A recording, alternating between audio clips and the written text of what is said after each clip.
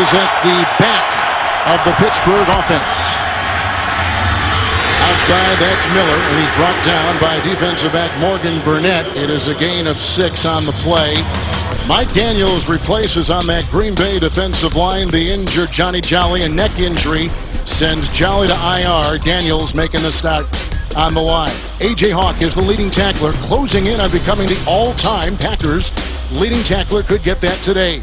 And in the secondary, Dom Capers, a former Pittsburgh coach, changing the defense a couple of weeks ago, keeping left corner Tramon Williams all plays, not just sub packages, but all plays at that left corner with the second and 4. They get by the defensive back Burnett, and Bell finally brought down by Shields. Hawk is there, close to a first down, maybe a little bit shy on the play of the first for Le'Veon Bell.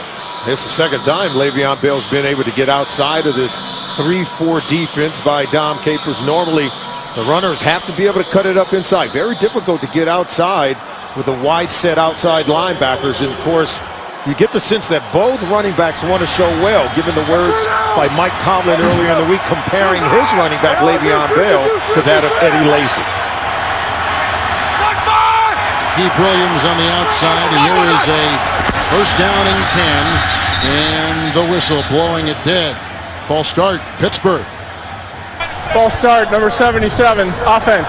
5-yard penalty, remains first down. That's the starting right tackle, Marcus Gilbert, playing with a bad ankle today for the Steelers. Of course, Mike Tomlin talked about the fact that, yeah, he would do it all over again. He would take Le'Veon Bell in the draft before Eddie Lacy. You could see Bell was taken with the 48th overall selection, 61st. Eddie Lacy, as he fell in the draft to the Green Bay Packers, and of course the Packers are very much elated with what Lacy has already done, already topping 1,000 yards on the season. Well, they really like Bell as a receiver, and ironically in this particular play, he's at the top of your screen wide with Roethlisberger on that quick bubble with the first and 15, Antonio Brown.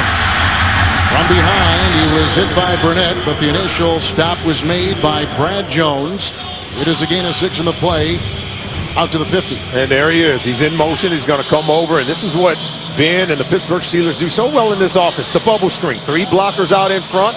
Even Heath Miller sealing the edge and allowing Antonio Brown to create yards after the catch. I don't think there's a better receiver doing that in the entire National Football League. You know, they get Spaeth as a tight end. It's really helped their offense, coupled with his blocking, coupled with Miller. Immensely blocking on the perimeter for guys like Antonio Brown and blocking in the run game for Le'Veon Bell. Second down and 9.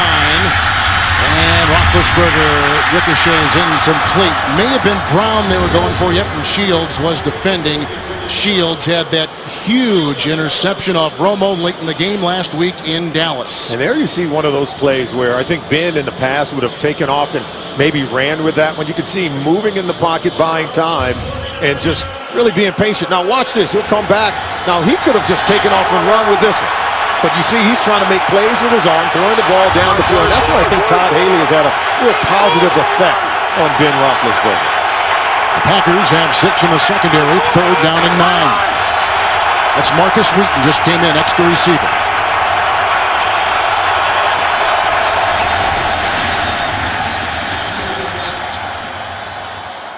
Delay of game, offense. 5-yard penalty. Third down. This crowd is loud, maybe not as loud as Seattle or Kansas City, but they can cause some problems for opposing quarterbacks. And it could cause problems for Ben in the no-huddle offense, where he has to communicate to everyone, to every guy in the huddle. You see him looking at that band. He's going to have to communicate to his offensive line, set the protection, and if he wants to change the play at the line of scrimmage, he's got to be able to communicate with his wide receivers who are lined up outside the numbers, and the crowd noise could have an effect.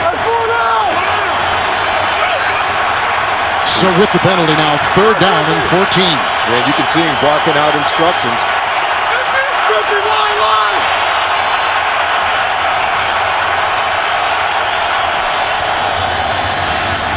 They go outside. Good block by Wheaton. Emmanuel Sanders taking it, running it.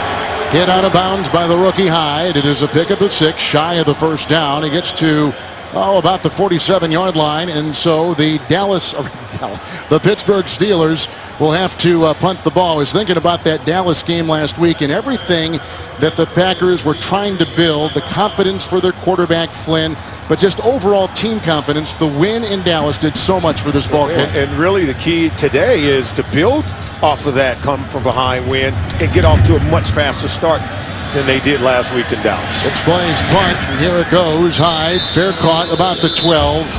And Matt Flynn will come back out there for Green Bay after the 35-yard punt. The 4 touchdowns last week in Dallas have given Green Bay new life.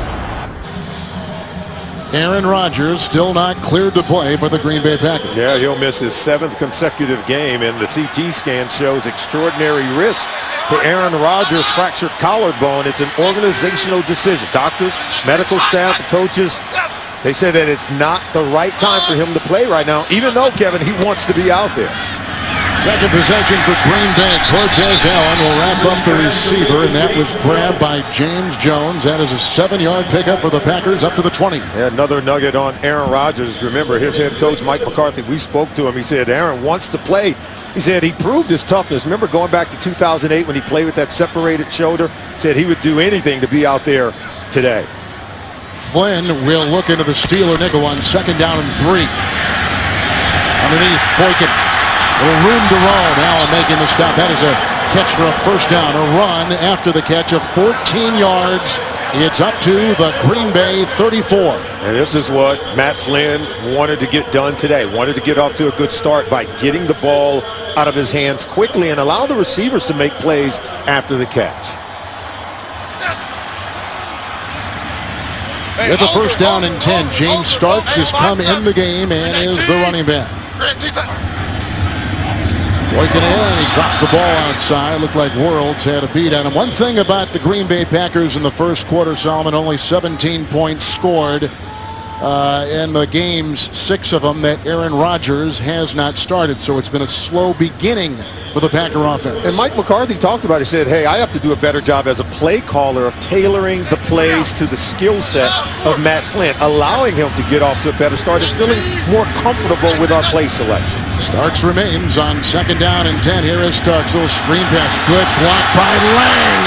And leading him the other way, the center Dietrich Smith, and ridden out of bounds by Clark.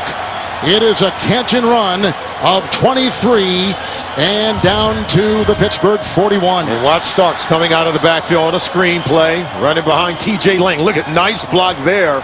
But Starks has kind of become the forgotten man with the production brought by Eddie Lacy. But Starks is more than capable, averaging 5.3 yards per carry, and he can catch the ball coming out of the backfield, as you saw on the screen play. Only the 9th reception for him all season long. But he's doing a lot with it when he gets the ball in his hands. As we saw right there with a 23-yarder. First down and 10. Flynn. And a little high for Boykin, the coverage by Allen. For a quarterback in the wind and the snow and uncertain footing, do you want to throw more? Do you want to run the ball more? It looks like Green Bay wants to get that thing in the air. Well, remember, the Pittsburgh Steelers run defense, they're one of the toughest defenses to run upon. And I think you've got to be able to throw the ball outside the numbers, allow the receivers to create yards after the catch. And look at the bottom of the screen. The cornerbacks are playing way off the receivers, and I think you've got to allow them to create yards after making a short throw. With the 5 in the secondary for the Pittsburgh Steelers. 2nd down and 10 for Green Bay. Good block by Bakhtiari. Intercepted. No, it was grabbed by Jones. I think Taylor thought he had the ball. And Jones may have ripped it away. It's a gain of 8. And down to the 33. I got to see that again. It appeared that Taylor had pretty good position. He did have position, inside position, and only the clever, heady play of James Jones. Watch him come back to the ball. Look at this. And he fights and takes it away from Ike Taylor. He took it right away. And it starts, who is grabbed high by Timmons on 3rd and 2, picking up 4. Finding their way to the Pittsburgh Steelers 30-yard line. And I think the game plan here for Mike McCarthy is to try to spread the ball around to the wide receivers. Here's a throw right here. And Ike Taylor thought he had that one. But James Jones does an excellent job fighting for position and wrestling the ball away from Ike Taylor.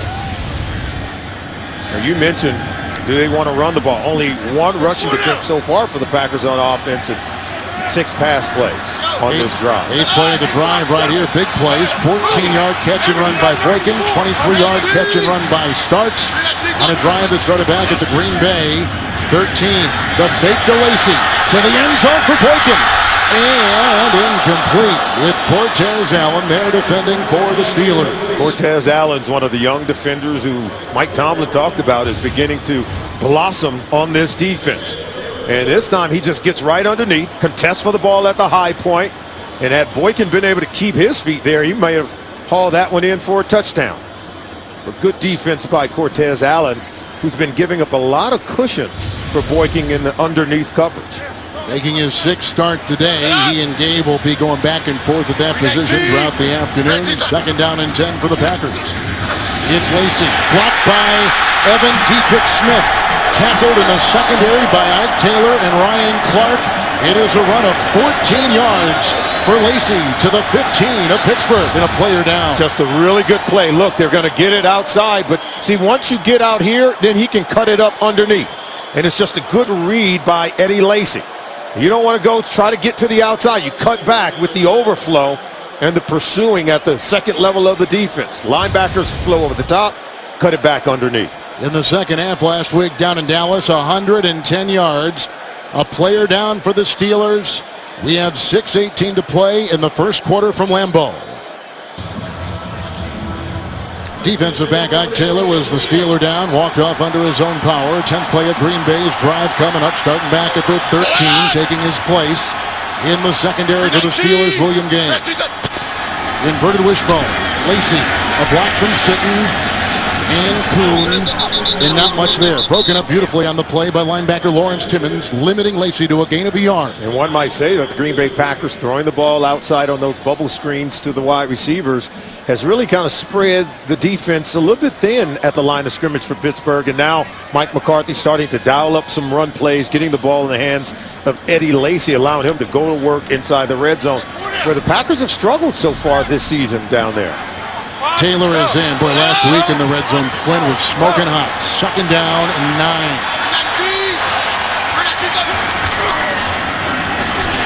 Lacy bulldozing his way down to about the 6. Close to a 1st down. Among others, Ryan Clark down there making the stop. And we'll see if that gets him the necessary yards. And Lacy at 5'11", 230 pounds. Watch him just pick his way. He's patient, and he's starting to wear out these defensive backs at the 2nd level of the defense. He is a load coming downhill, coming at your defensive back. But nice footwork and understanding where the soft spots are in the defense. 3rd down and 1. Ryan Taylor is the guy in motion. Kuhn, who played at a school near Pittsburgh. He was with the Steelers in 07. Shippensburg, 8-year veteran, 2-yard gain, and carves out a Green Bay 1st down. So it's Green Bay with a 1st and goal, and Kuhn got it for him.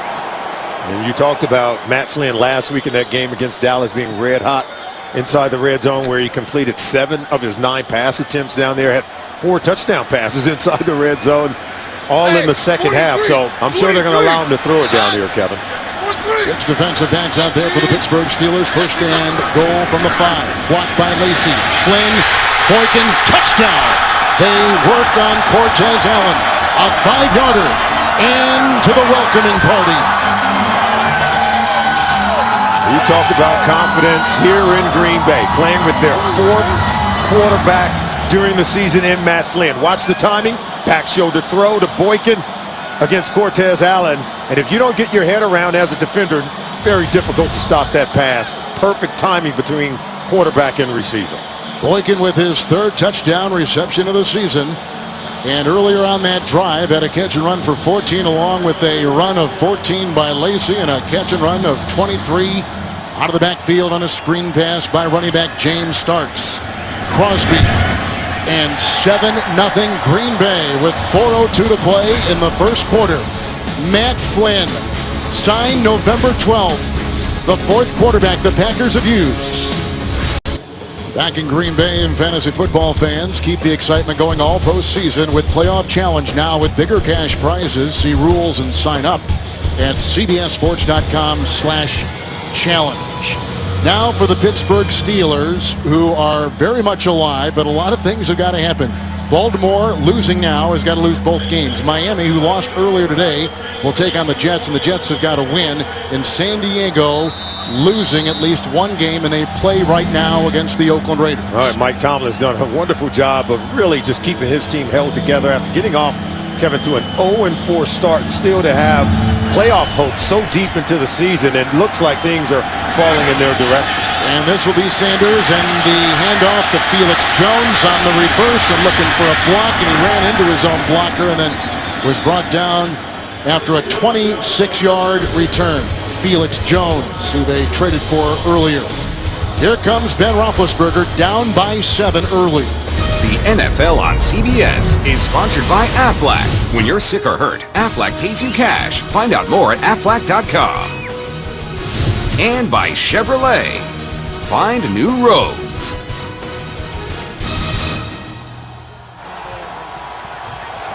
This is the second possession for the Pittsburgh Steelers, and on 1st and 10, it's Bell, and he's brought down by Clay Matthews after a gain of 2. He's up to the 28-yard line. Back to something you said moments ago about the Steelers. It is amazing that after an 0-4 start, here they are, very much alive with 2 weeks to go. Absolutely. Masterful job, I think, by Mike Tomlin, keeping his team together after that horrific start. And I think the improved play of Ben Roethlisberger, he's become a much better leader, working with young, talented players on the offensive line, keeping the wide receivers together and buying time until he got a player like Heath Miller and Matt Spaeth back, and now they seem to be clicking on offense. And a running game he can trust, like right here. Here goes Bell into the secondary on 2nd down and 8. And they ride him down. Burnett gets him a 22-yard burst to the Green Bay 49. Tomlin, I should say, here he is. Le'Veon Bell said that he wanted to get his first 100-yard game of his career right here today on Lambeau Field. You get the sense he came in wanting to prove his coach right after saying he would do it all over again by taking Le'Veon Bell over Eddie Lacy in the draft. Lacy was the 4th running back taken. First back taken was Cincinnati Bengal Giovanni Bernard. Then came Bell. It is a 1st and 10 for the Pittsburgh Steelers at the Green Bay 49. Good block by DeCastro. And he's got separation. There goes Antonio Brown. Working on Tramon Williams down the far side. They'll put him at about the 10.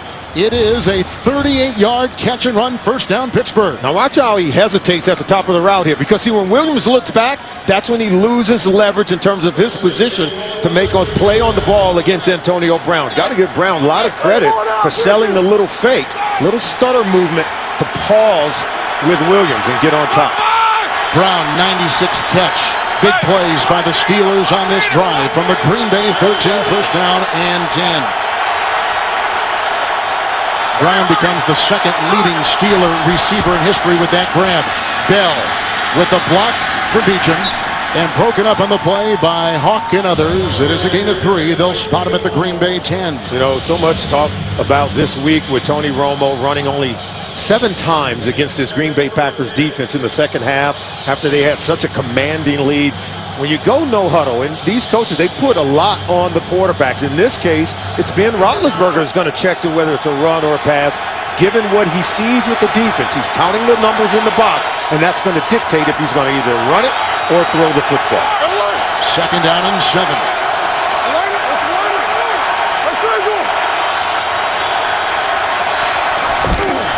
It's Bell. Miller with a nice block, and there they go with Burnett around his ankles, and up high they had M.D. Jennings. It is a gain of 6 on the play, and Bell running hard and running well. 6 carries and 49 early yards. And we asked Ben about it, said, hey, if you get a certain look from this defense, what will determine it? He said, I'm going to let the numbers dictate whether or not we're going to give the ball to Le'Veon Bell. I think he likes what he sees in the young runner. Bell, 3rd and 1. He's got the 1st down. Corkscrewing for 3 near the 2, inside, maybe to the 1.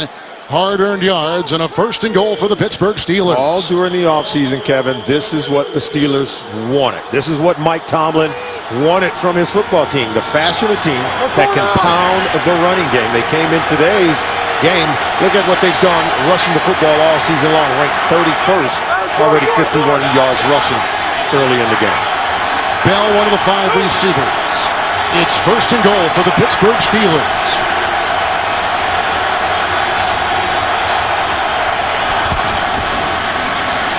Good block by Gilbert. Roethlisberger, that is a touchdown. Grabbed by Emmanuel Sanders. A 1-yard touchdown pass. A career-high 6th touchdown receiving. Jennings was beat, and the Steelers within a point of tying the game. Now take a look at it, because you're going to see, look, here's a defensive back here, and watch them and see what guys can keep their feet. What did Todd Haley tell us? When it snows, you throw. And watch, he slips and falls down to Sam Shield, and that's how Emmanuel Sanders is able to uncover. That's why Ben wants to throw the football on a day like today. Both quarterbacks want to throw it, and they believe they can make some big plays. Sweezum will try to tie it with a second to play in the opening quarter from Lambeau. 7-7 Green Bay and the Pittsburgh Steelers. Green Bay goes up 7-zip, but Roethlisberger and Sanders and the Steelers do not blink. Emmanuel Sanders having a career year. He caught one right there, but there were some big plays on that drive. Bell ran one for 22. Antonio Brown caught one for 36. And a good-looking drive, and the numbers on the ground for Bell. And the ensuing kickoff by Sweezum and the Pittsburgh Steelers. Underneath and dropped on the play and loose, as it was right about the 27-yard line.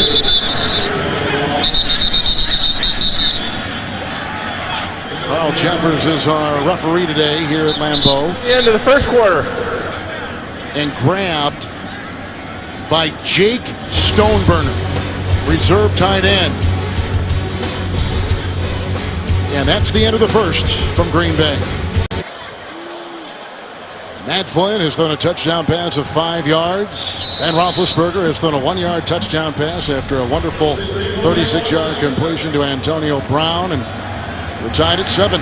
We start the second quarter with Green Bay now moving, I think, with the wind, although it is swirled and the flags on top of the uprights are barely moving. Nonetheless, it would appear that way. First and 10. From the 27-yard line, a block by Kuhn. Inside Boykin. Dancing free and from behind, brought down. A nifty move, hit on the play by Stevenson Sylvester. A 21-yard catch and Roughing run. the passer. Number 97 defense for helmet contact with the quarterback. 15 yards will be added to the end of the play. First down. 97 is Cameron Hayward. Cameron Hayward, there you see, head to the helmet. But look at Boykin, his ability to elude tacklers at the back end. That's something Mike Tomlin talked about, said that this is a catch and run offense for the Green Bay Packers. Quarterback getting the ball quickly to receivers who want to create yards after the catch. He said it was imperative for his defensive backs to be able to tackle these Packers receivers in space before they can get to the second level. Now they go into the inverted wishbone, and they send Stoneburner on the move from the 37-yard line of the Pittsburgh Steelers. Eddie Lacy chopping his way, and then hit from behind by Vince Williams, the rookie from Florida State. There is a gain of a yard. They'll take it to the 36 of Pittsburgh. And normally the Pittsburgh Steelers is a very good tackling defense. That's something they pride themselves on. But if you can't tackle these receivers for the Packers in space, and Dick LeBeau talked about it, the ability to get them on the ground, that's the only way they're going to be able to come in here and try to beat this Packers football team today. Matt Flynn, who played at LSU, second down and 9.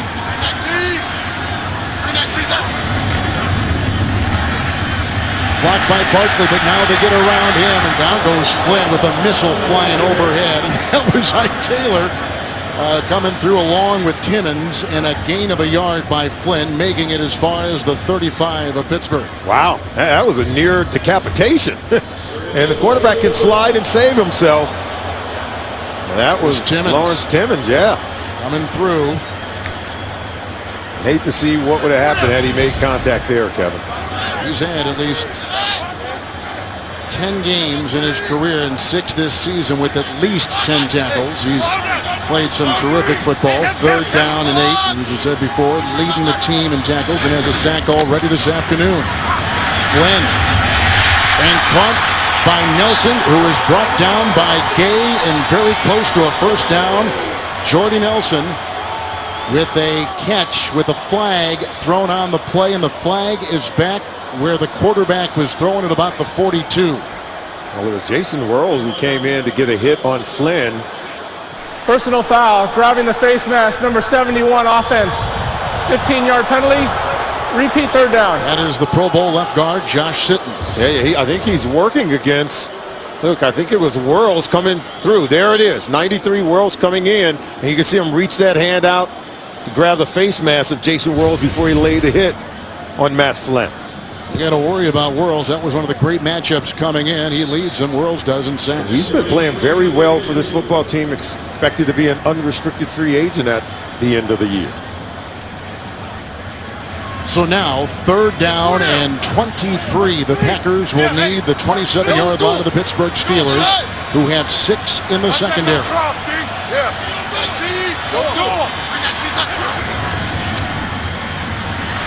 Down he goes. Great pressure. There's the aforementioned Jason Whirls coming through, bringing him down. Second Steelers sack.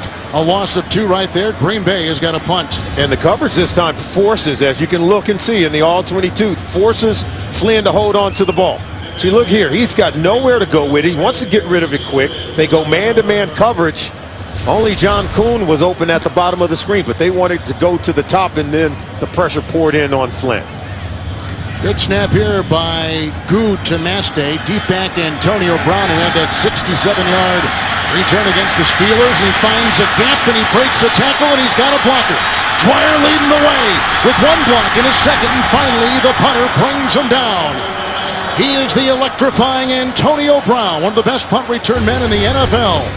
Flying downfield and coming up with a 41-yard return to the 48 of Green Bay. Snow still in the forecast into tonight. The Packers have just allowed the longest punt return against them this season of 41 yards. And Antonio Brown authored it. So from the Green Bay 48, Roethlisberger off to the rookie Bell with the 1st and 10 and stopped by Matthews and hit by Burnett. And spins his way for about 3, just to about the 45-yard line of the Packers. Coming up in the Verizon Halftime Report, join JB, Dan Shannon, Boomer, and Coach Bill Cowher for the latest NFL scores, news, and a good look at the playoff picture. That's coming up on the Verizon Halftime Report. San Diego is now losing. Miami lost today. The Jets won. Things beginning to fall in place, and a lot of things have got to be triggered for the Steelers to get in, including the fact they've got to win. Yeah, the Steelers know it, and the same can be said for the Green Bay Packers. It's 2nd down and 7. That's right, with Barnett making the stop on a gain of about 5 to the 40-yard line and a couple yards to go. Yeah, Green Bay's got to win today and then win in Chicago next week to win the division. I think it's amazing for the Green Bay Packers. Remember, they went winless in the month of November, but yet they still control their own destiny. They win and they're in 2 games, one today against Pittsburgh and next week on the road at Chicago. 6 defensive backs for the Packers. Roethlisberger facing 3rd down and 2. Le'Veon Bell hit on the play by Richardson and by Hyde. It was 28 and 33, shooting through, plugging the gap and bringing him down. Oh, it's just a great play by Hyde. See right here, Hyde is in coverage against the tight end Heath Miller. They pull Heath and he shoots right behind the tight end. Look, he gets underneath Sanders and just plays it perfectly. He and Richardson both. And that's your defensive backs getting up at the line of scrimmage, understand how they fit in the run game and making plays. Richardson's had some neck problems. He was activated about a month ago. So the Pittsburgh Steelers squander very good beginning field position. Can't cash in on the 41-yard punt return. Here is Matt McBriar's punt, which is fair caught near the 6-yard line by Micah Hyde. A 33-yard punt retrieved by number 33. Tied at 7. Everybody knows that Sandy is a Steeler and Packer fan, 2 traditional NFL teams in the cold and snow of Lambeau. What more could you want on a holiday weekend? Here is Flynn on 1st and 10. Lacy, and brought down on the play by Lawrence Timmons after a gain of 4.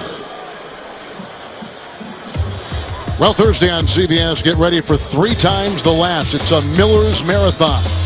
Will Arnett, Margot Martindale, and Bo Bridges star in TV's #1 new comedy, The Millers, and it all starts Thursday, 8:30, 7:30 Central, after The Big Bang Theory.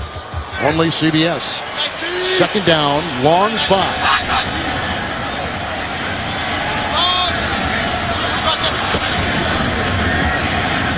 And Flynn outside, slipping is Jones. Coverage on the play by Ike Taylor with the gain of 4 to the 16 and to New York with James Brown. Giants in a must-win situation for the Lions. How about this, Gerald Jernigan right here, 20-yard TD reception from Eli Manning. Giants take a 10-3 lead over the Lions. Back to Kevin and Solomon. Lions lost on Monday on a 61-yard field goal at home to Baltimore. Coaching means so much in the National Football League. The Detroit Lions were in control in the NFC North with a healthy quarterback as opposed to all the other teams in the division. Great catch on a 3rd and 1. Brought down by Jones, drilled by Clark. It's a 13-yard pickup to the 28-yard line and a Green Bay first down. And what did Jones tell us about Matt Flynn? He said Matt Flynn has never lacked for confidence, and Jones has never lacked for toughness, taking his shot from Ryan Clark over the middle of the field. Jones had a touchdown reception last week in Dallas.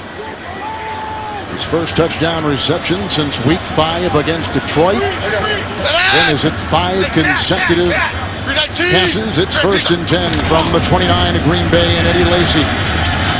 Not a whole lot of running room right there. You see the flag to your right, and it's a gain of 2, and Jason Worlds jumping on his back and bringing him down. Holding, number 74 offense. 10-yard penalty, first down. 74's Newhouse, who has come in on this particular series for Green Bay. He's had a couple of starts. Both came in November. Now he quickly leads. And Jason Worlds is just giving these linemen for the Packers fits. He's knifing in underneath, getting penetration. They're holding, tugging, grabbing the face mask, doing everything they can to keep him off the quarterback or off the ball carrier. 4 in the secondary for the Pittsburgh Steelers on a 1st and 20 for Green Bay. Over the block of Barkley, it's caught by Lacy, who gets by Williams, then brought down by Worlds. Worlds and Timmons are all over the field today for this Pittsburgh defense, limiting Lacy to a gain of a yard. Yeah, Flynn has his 6th consecutive completion. This one's just a dump off to Lacy, using him a lot, coming out of the backfield, catching the ball. But when you rally and tackle well, as the Pittsburgh Steelers often do on defense, you limit those kind of plays to just very low gains. You take a look at the numbers of our quarterbacks, and Flynn, as he breaks huddles, sees 6 in the Pittsburgh secondary with a 2nd down and 19. Yeah, he's gotten off to the good start that he wanted, able to get this team down the field and into the end zone. 7th career start today for Matt Flynn, and the 4th different quarterback the Packers have had to suit up, and he comes in with a little bit of a smile here with the timeout. Kevin, both teams run the zone blitz, and let's talk about the lineage of the zone blitz defense. Remember, in 1988, Dick LeBeau initiated the zone blitz to help the Bengals win an AFC championship, and then in Pittsburgh, it was Bill Cowher's 92 Pittsburgh Steelers staff with Dick LeBeau, Dom Capers, Marvin Lewis, and the starting 2 safeties were Carnell Lake and Darren Perry.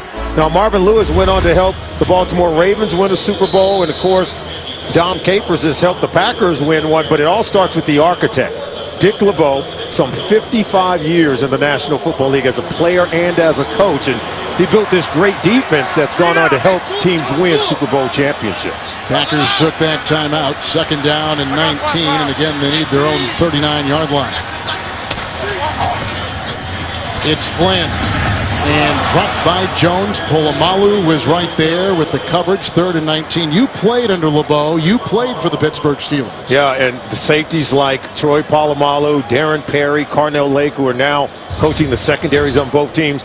The zone blitz, this is what it allows you to do. Match up to route combinations on the back end and make big plays. You get interceptions on the back end. Dick LeBeau has understood it. He's a Hall of Fame defensive back as well. He understands that defensive backs want to make plays on the ball, but it puts all 11 defenders in play to make a play on the football. Kuhn at the side of the quarterback, and with 6 in the secondary. 3rd down and 19 for Flynn. Underneath he goes to Kuhn, who drops the ball. As you see, there was congestion. Sylvester was there. The pressure was there. And It's the third drop for the Packers on a very Packer-like afternoon here in Green Bay. Yeah, give credit to Dick LeBeau's defense for really figuring it out and tackling well and preventing completions where Matt Flynn had been on a roll. So 6 plays and punt for Green Bay with a look at Dick LeBeau. At one time he was an assistant coach for the Green Bay Packers many years ago. Mastic getting it high. See, they want to get some hang time there because, and it's Brown bumping into his own guy, and back there was Shamarko Thomas, a rookie, as the two collide. But again, Pittsburgh's going to get some nice beginning field position and a tie game at Lambeau. Let it snow. Let it snow. Let it snow. Let it snow. Let it snow. Let it snow. Let it snow. And snow it has here in Green Bay. You see the numbers right there. Well, the second consecutive punt forced by the Pittsburgh defense of Green Bay. Here's a 1st and 10 dropped by Bell. Jumps on. Just about ready to say that Bell has carried it 10 times and picked up 60 yards, so he is on a real good run. It's 2nd and 10 for the Pittsburgh Steelers. And what weather do we have here? And everyone still comes out for the game here. Even Santa comes out to And watch his the elves. Packers plays. And his elves, absolutely. Beautiful sight and scenery here at Lambeau Field today, playing in the snow, the mud, reminiscent of the days of Lombardi, isn't it? Yep. In the holiday season, what more could you want? 2nd down and 10. 2 teams in the playoff chase. Each quarterback with a touchdown pass, and that is caught with the defense by Williams. Another grab by Brown, who has been spectacular in this first half. An 18-yard catch and a 1st down. Well, we saw Ben and Antonio Brown go over the top of Tramon Williams. This one is the back shoulder variety, where Brown can just work underneath. And so Williams have to just maintain leverage, try to get sight on the ball and make a play, or they're going to continue to pick on. Brown has caught 3 for 60 yards. He's returned a punt for 41. An elite player and a nice tackle by Richardson on the handoff to Le'Veon Bell with a gain of a yard to the Green Bay 43. You know, both of these defenses, Dick LeBeau, Pittsburgh Steelers, Dom Capers, Green Bay Packers, they use a lot of defensive backs, Kevin, in their defense, whether it's in pass defense and even to creep up to the line of scrimmage. You saw Richardson, 28, been very active today, much in the same way Troy Polamalu is and Ryan Clark is for the Steelers. These safeties will get up to the line of scrimmage, and they have to make plays and almost play linebacker against the run. Couple tight ends in for Roethlisberger on a 2nd down and 9, going deep and looking for Brown, and he had a little bit of separation. Coverage by Tramon Williams on the play, making it 3rd down and 9. Williams doing a really good job. I thought he did a much better job here, just at least controlling the release. See, at the line of scrimmage, able to stay on top there, and you can see Brown pulls away. But that moment of hesitation of just getting a nice jam at the line of scrimmage allowed Williams to win that battle and not allow Brown to get to the point of where the ball landed on the throw from Ben Roethlisberger. He was telling you the other day that he learned a lot from Charles Woodson in the regime. Absolutely. You can see it's paid off in his career. It's 3rd down and 9. Into the dime. Here comes Matthews, and he's got Roethlisberger.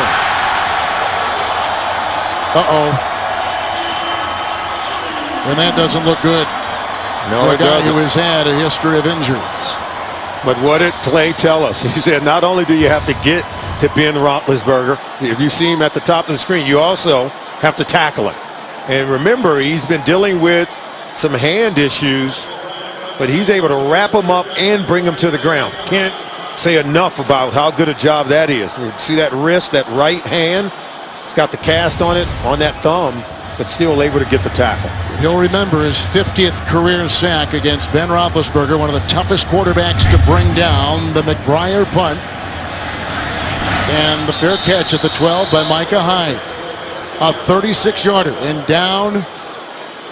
I thought he was going to sit. There he goes. Matthews trying to shake it off. There was a penalty flag on the play. Which way? That way? That way's the North Pole. The other way. Hold on now.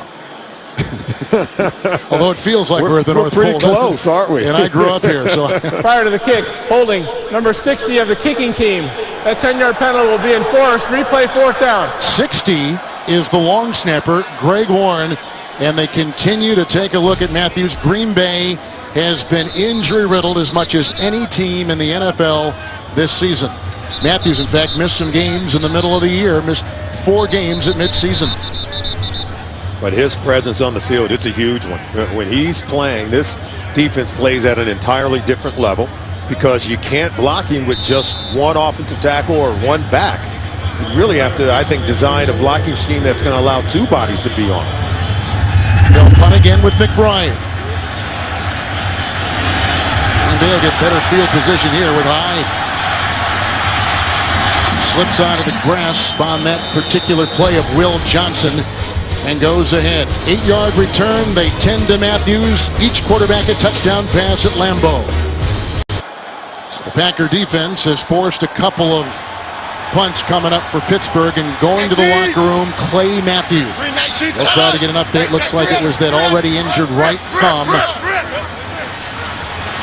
that he had hurt a couple months ago, actually in early October against the Lions. Flynn, 1st and 10, low, and it's Jones, hit by Worlds, and also hit by Cortez Allen, and a gain of about 4 on the play. Speaking of that game, week 5 against the Lions. Yeah, the original diagnosis was a fractured right thumb. You saw right there as he got the sack on Matthew Stafford. And then he was taken in to the locker room there. And here it is today on the tackle at Ben Roethlisberger, wincing in pain, is Clay Matthews, and had to be taken in to take a look at it. 2nd down, 6. Jones, nice move inside and off to the races, and forced out by Clark. He was covered by Allen, who bit the fake, and a catch and run of 21 yards. And he takes it to the Pittsburgh 46-yard line. Mike Tomlin said his defensive backs would have to tackle these receivers in space. They are all pretty good at running in terms of yards after the catch, and James Jones showed us right there. Matthews, we are told, with the thumb injury as we suspected, questionable return after the Jones First charge catch. timeout, Pittsburgh. Jones caught one for 21. A 30-second timeout. Pittsburgh now down to 2 timeouts. You take a look at the respected Mike Tomlin. He and the Steelers alive and tied at 7 with Green Bay. On a day with bad weather, as you can see, 10 more passes than run. Yeah, you want to throw it when you are on a snowy field. You can see the receivers are making defensive backs miss in space. We have a 1st and 10, Lacy. Making a miss, grinding his way into Cortez Allen. That is a hard-earned 11 for Eddie Lacy, and a 1st down to the 35 of Pittsburgh. Both running backs are looking very good. They're looking awesome. Eddie Lacy, look at him getting to the 2nd level, running behind his pads, and watch how he explodes on the would-be tackler Cortez Allen. See, creating yards after contact, one of the best in the league at doing that. Lacy about 6 yards a carry today with a 1st and 10. They go outside. Jones hit by Taylor, met by Gay, and he picks up 2 on the play. James Jones led the NFL in touchdown receptions a season ago with 14.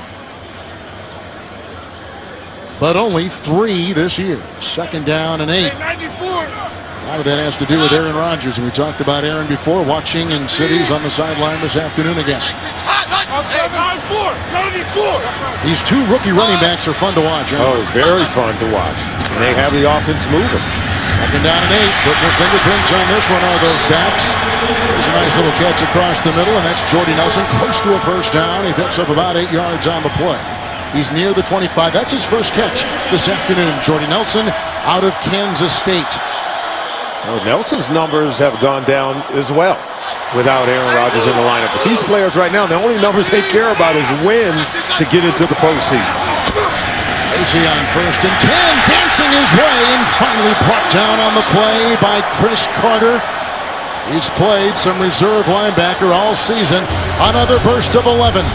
Each quarterback with a touchdown pass. Each team alive in the playoffs. High definition. You can see the flakes right there. Coming up on the Verizon Halftime Report from New York. JB and Company for scores, highlights, and playoff news. Next on CBS, the Verizon Halftime Report. 7th play of the drive. Lacy is at 2 11-yard runs. The inverted wishbone.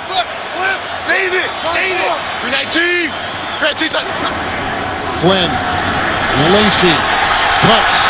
He's chased, and here he goes, and hurdles in, flies for 6. A 14-yard touchdown run by rookie Eddie Lacy.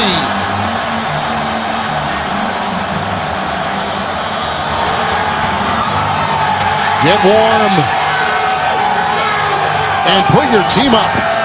Wow, that's just smart running. And watch Chris Carter, 54, doesn't maintain leverage on the back end. And he loses contain. Eddie Lacy bounces back, and from there, he's able to springboard into the end zone. Boy, did they set that one up nicely, and it's just a good read and good footwork by Lacy to score the touchdown. As an ad, a start like this had the great second half in Dallas. Green Bay on top by 7. He had 110 second half in Dallas last week. He had 2 11-yard runs and then a 14-yard run to the end zone. Well, we mentioned before that we have 2 of the flagship franchises in the NFL battling colorful, successful histories. Pittsburgh and the Green Bay Packers. 13 NFL championships for Green Bay. We know the Super Bowl success in the 70s for Pittsburgh. They can say Dallas is America's team all they want. To me, the fan following these 2 teams have and the national reputation and the following they have is second to none. These, to me, are the 2 right at the top of the list in the NFL. Here is Emmanuel Sanders getting a block and off to the races. He was hit from behind, grabbed on the play. The kicker couldn't get him. Finally, Ayewa got him. Victor Ayewa chasing him down. That is a 46-yard return for the Steelers. Kevin, both teams are always showing you their championship medal. Look at this run here by Sanders. Look at the block right there. Just an excellent block. And so these 2 teams, they continue to fight. I mean, they're going to fight for every blade of grass, for every inch, for all 60 minutes of this football game. Steelers have the 2 timeouts. That is a Pittsburgh long kickoff return this season, and look where they are. The Green Bay 45. Felix Jones in the backfield. And the draw with a block by DeCastro and a block in there by Wallace. And a gain of 7 on the play to the Packer 37-yard line. And we've already talked about how Mike Tomlin has his team continuing to fight. I can't tell you enough about what Mike McCarthy has done with his football team. We talked about 4 different quarterbacks playing, and they're still contending for a division title. Packers without Brad Jones, without Clay Matthews because of first half injuries. Second down and 3. Miller with the first down reception. Brought down on the play by Jamari Lattimore, taking the place of one of those 2 linebackers out for Green Bay. It's a gain of 6. It's a first down, and it goes to the Green Bay 32. Heath Miller means a lot to this offense. They can spread him out wide. He can beat safeties or linebackers in coverage, and an excellent blocker in the run game. It is a first and 10. Oh, they come up the middle. Daniels got him. Ben saying, don't throw the flag. I had a guy in the area. He's so big. He's so strong. He can hold the ball up until the very last minute. He can wait for the defender to grab him. And see right there? And then now he throws it. That's how big and how strong he is, even with defenders draped all over him. Timeouts again, 2 apiece. Green Bay multiple in the secondary. Second down and 10.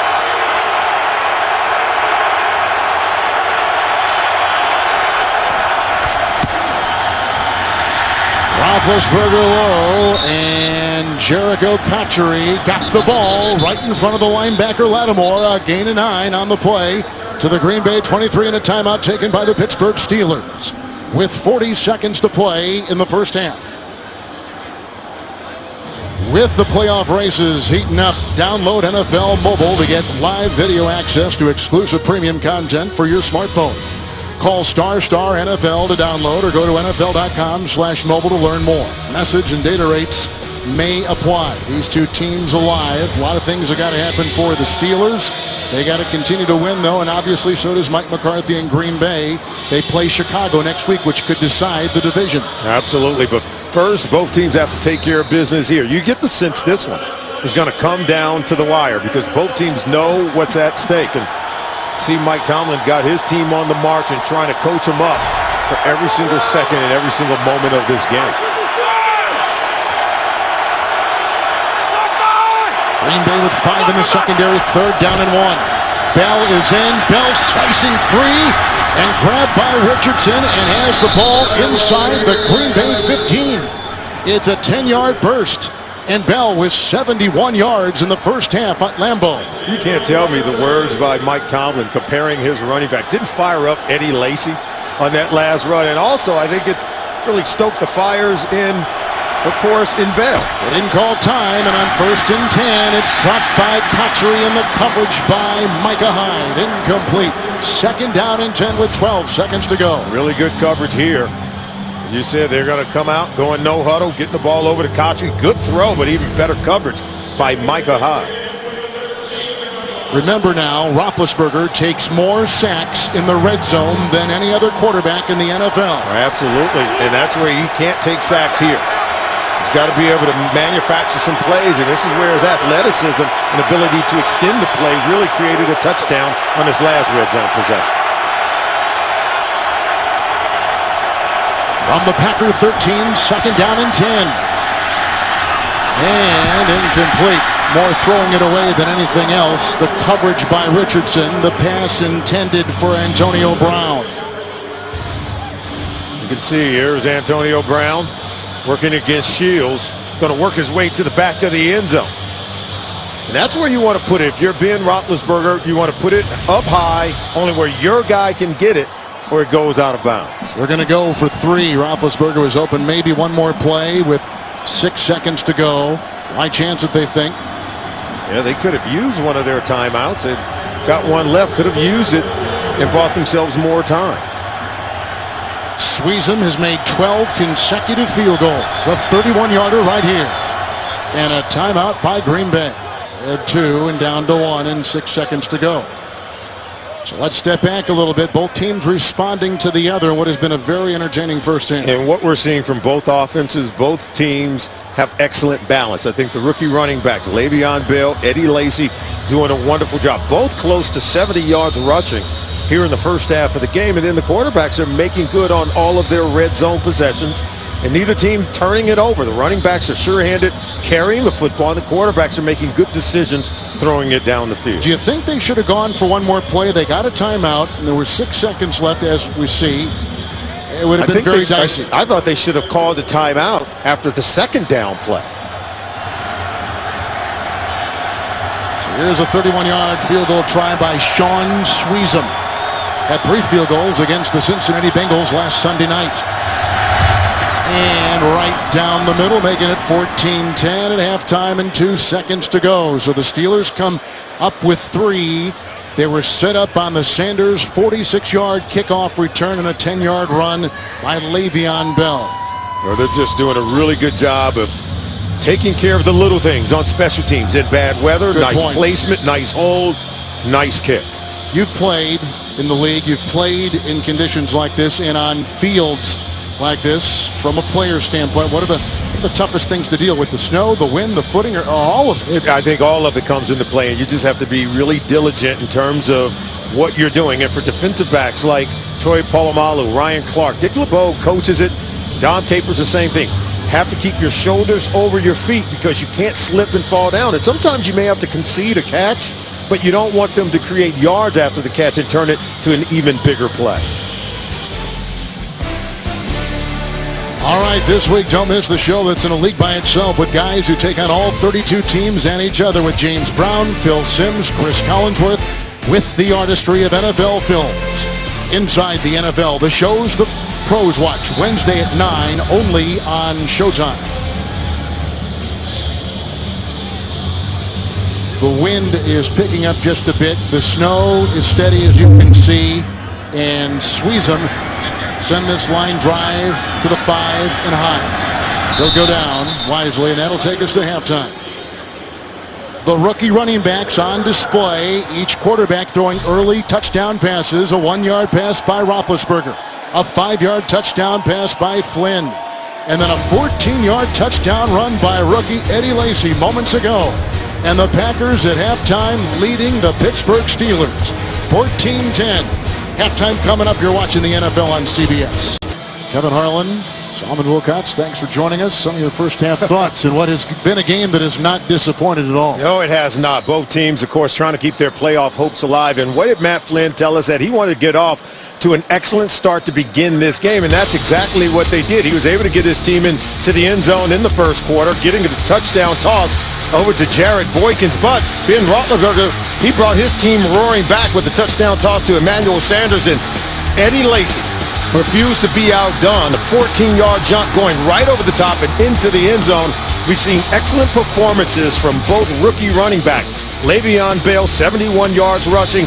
Eddie Lacy, 68. So both teams are doing an excellent job of really maintaining time of possession and not turning the football over. I think it's imperative on a day like today. Bad weather, feels a little wet, a little slippery. Both teams are protecting the football. We don't have a turnover in this game so far. So the Steelers come in having lost 2 of their last 3, but a bigger picture, if you widen the screen, they've won 4 of 6.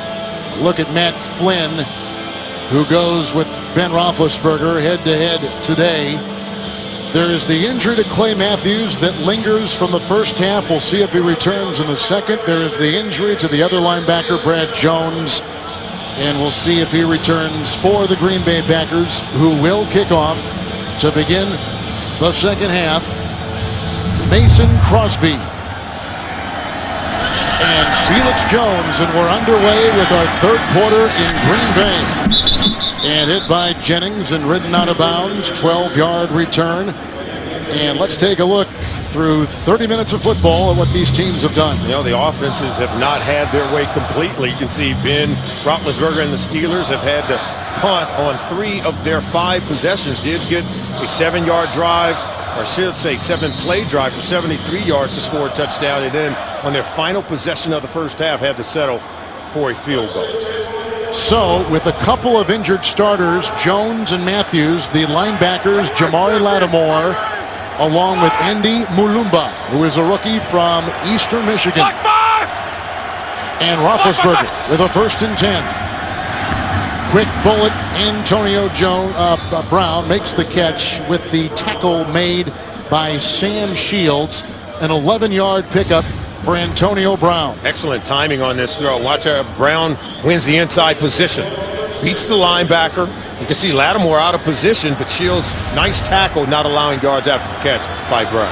Brown, 4 catches and 71 yards this afternoon. He's been great and had a punt return in the first half of 41 yards.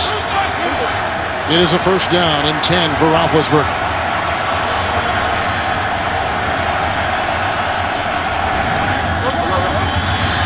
Moving up, buying time, dumps it off. Brown got a block from Bell and works his way to the sideline. He picks up 6 right there. Roethlisberger can extend these plays. On the previous play, look at that right there. See, Ben's wincing in pain as if he hit his hand on something. And, you know, on a cold day like today, Kevin, when you're down on the field, you could just bump your hand with the slightest of touch, and it's going to be very painful. You feel everything. You do. 2nd down and 4. Roethlisberger had a 1-yard touchdown pass earlier. Here comes Le'Veon Bell, and there's just not a whole lot there. He does pick up 3. He's near the 45 and still about 1.5 yards shy of the 1st down with the tackle made by Morgan Burnett. You know, when you think about what Mike Tomlin has in Roethlisberger, a quarterback who can make a play that should be quick, extend if the receiver is not open. There's no doubt, and that's what they want. They want him to get rid of the ball quickly, but he's still allowed to use his ability to make plays. And you can see right now it's this Packer defense making plays, stuffing the run. It was a 3rd and 1, and they don't allow anything right there at the middle of that line. They had Mike Neal, among others, making the stop. Pittsburgh has got to punt, and we just received word that Emmanuel Sanders has a knee injury and may not return for the Pittsburgh Steelers. Yeah, that means Marcus Wheaton now has to step up, the rookie. That's why they have him, and he has been improving as of late. And he only has 6 catches coming into this afternoon. The punt from McBride. And a fake, as you see, wanting to throw and going deep, and he's got his receiver. It's the tight end, David Paulson. And a fake and a good one. Banjo stopping the tight end, David Paulson, with his 6th catch of the season. He started early in the year when Heath Miller was out and comes Will up. be added to the end of the play. First down. So a penalty on Green Bay on top of the gain and a fake right there. Wow. And with playoff hopes on the line, you can see Danny Smith, special teams coordinator, smiling. He's happy. And look, he's going to come from here and then go out as they're going to roll out right there. He gets to the second level. You see him, he releases inside. Everyone thinks that others are eligible to catch the ball, and he just gets behind everyone. Just a well-designed play to get Palmer to the second level, creating a new set of downs. Paulson with the play and the catch, and Danny Smith, who's been around the league a long time, a guy that usually chomps a lot of gum. That's going to call for a new stick right in the mouth. Absolutely. Nice job. Nice call, and now threatening. With a 1st and 10, the Pittsburgh Steelers at the 13 of Green Bay.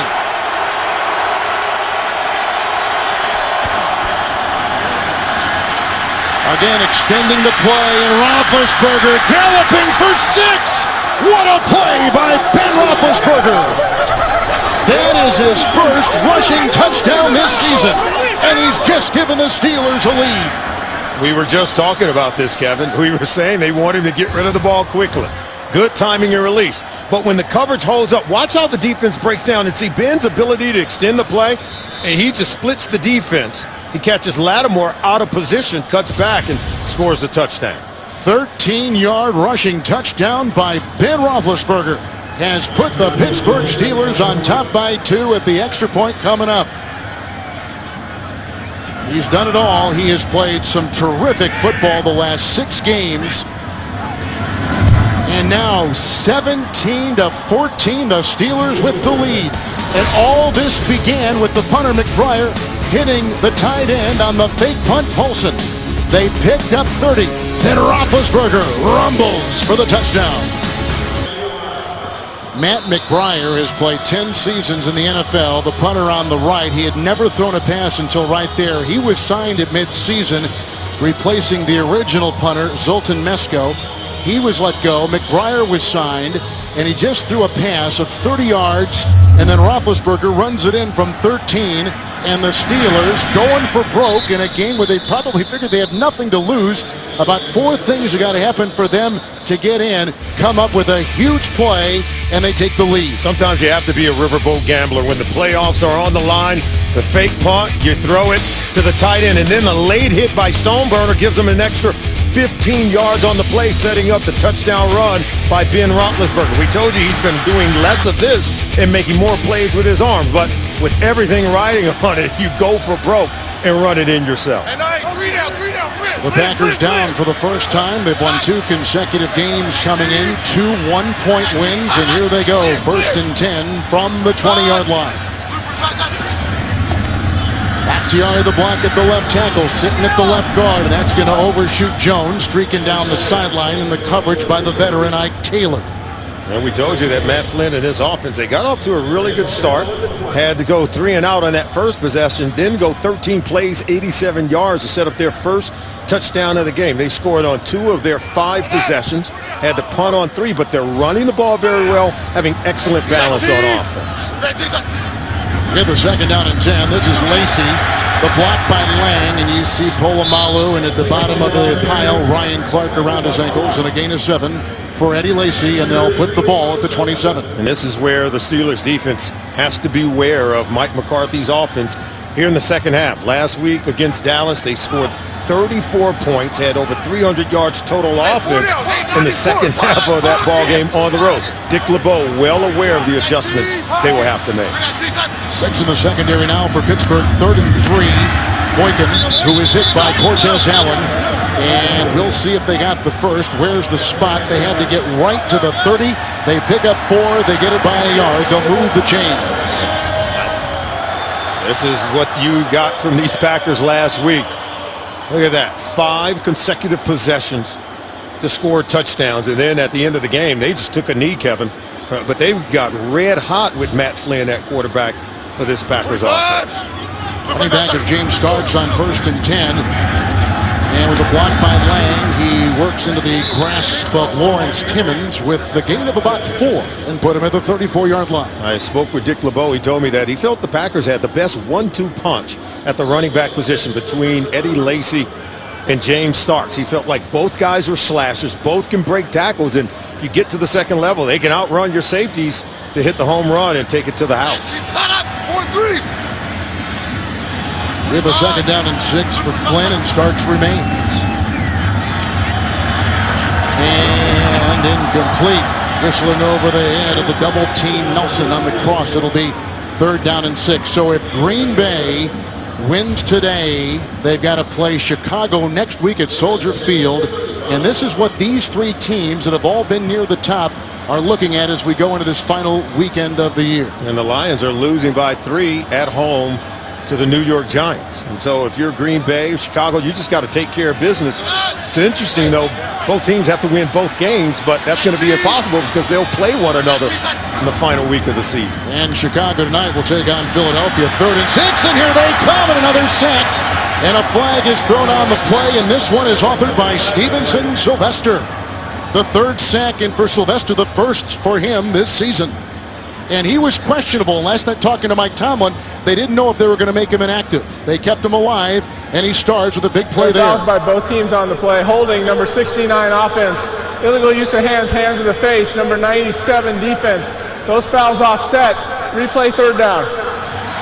Green Bay had sent their punting unit out onto the field, so wipe away the sack, and as you heard Carl Cheffers, they'll replay. There you see right there. There's a hand to the face. Bakhtiari had the holding on that play as well. It's actually a break for the Green Bay Packers, as if the play never happened. You get 3rd and 6 all over again.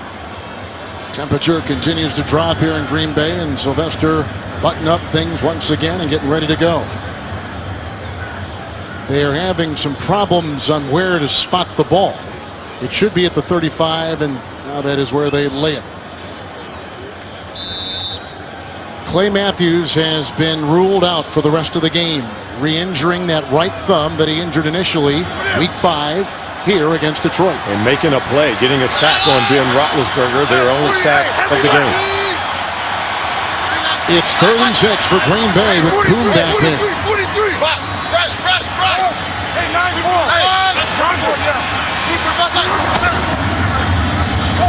And Kuhn, he's got the 1st down. Takes it into the secondary, belted by Clark.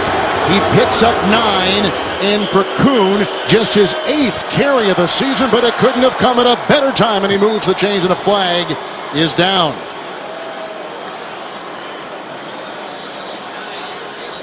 It was back at the 32. Looks like they're going to pick it up. Well, they are, and it just fell out of his pockets. He was trying to keep his hands warm, and when he brought his hands out, there are a lot of hands in pockets today, right? 1st and 10. After Kuhn, that was deflected at the line, and almost the subsequent pickoff. They got right in the grill of Flynn. It looked like it might have been Cameron Hayward. He has blossomed into a playmaker on this defense. One of the young budding stars on this defense. You can see him getting right in the passing lane of Flynn. Flynn's a little bit frustrated, but Mike Tomlin believed that these young players are now beginning to learn this defense and starting to make plays. 8th play of the drive, 2nd down and 10 for Flynn, being chased on the play by Worlds, and incomplete, almost uncatchable for Nelson. Another flag has been tossed on the play. Say there was going to be holding on Pittsburgh on one of the DBs. Holding, number 93 defense. 5-yard penalty, automatic 1st down. Now Worlds picks that up for the defense of the Pittsburgh Steelers. They caught him on the misdirection stuff.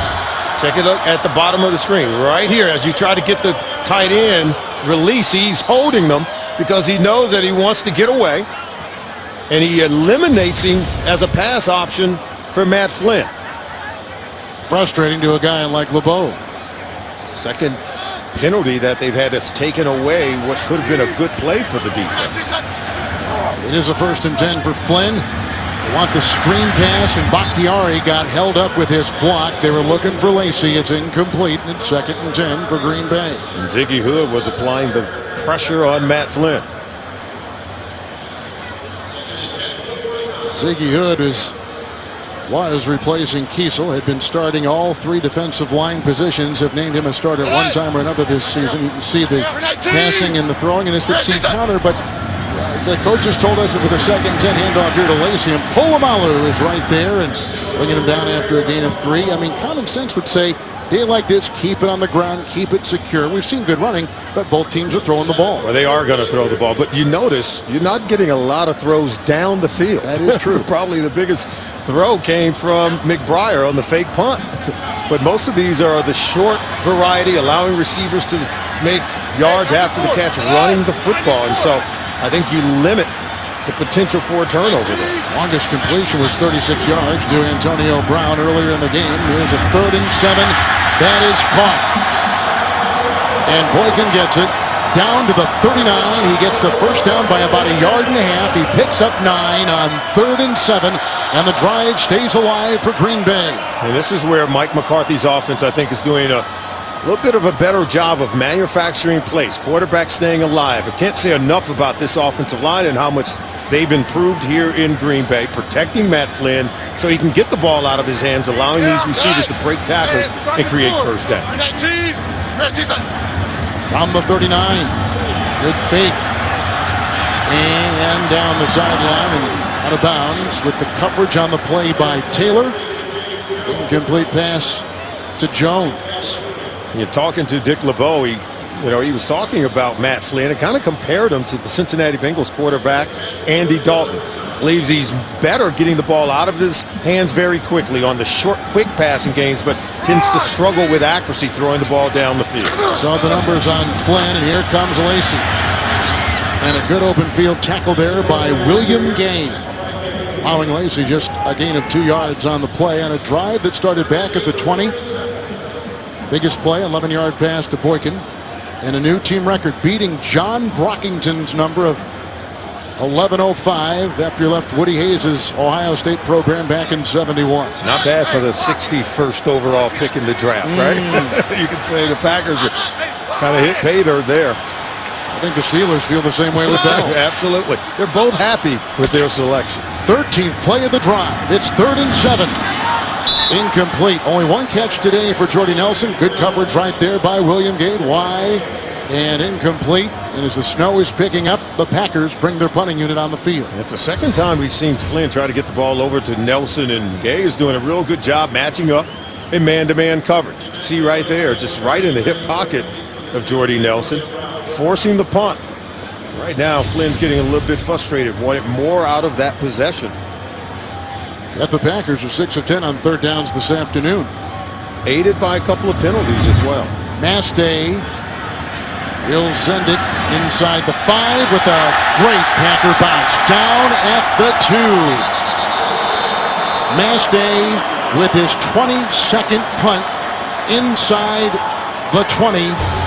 A 34-yarder with some good English on it. And now the Steelers marooned deep in their own zone. Somewhere there is a mother shaking her head and wondering why. I've seen a few of those running around here, though. I tell you, the cold does not bother the people around here. Hawk slows down Bell, finished off by Lowe, and a fumble on the play. Green Bay says they've got it. There's no ruling on the field. Looked like he may have been down. This was going to talk about it. They didn't even know the ball had come out until the Packers players responded with excitement. Now they're going to talk about it, see what they decide.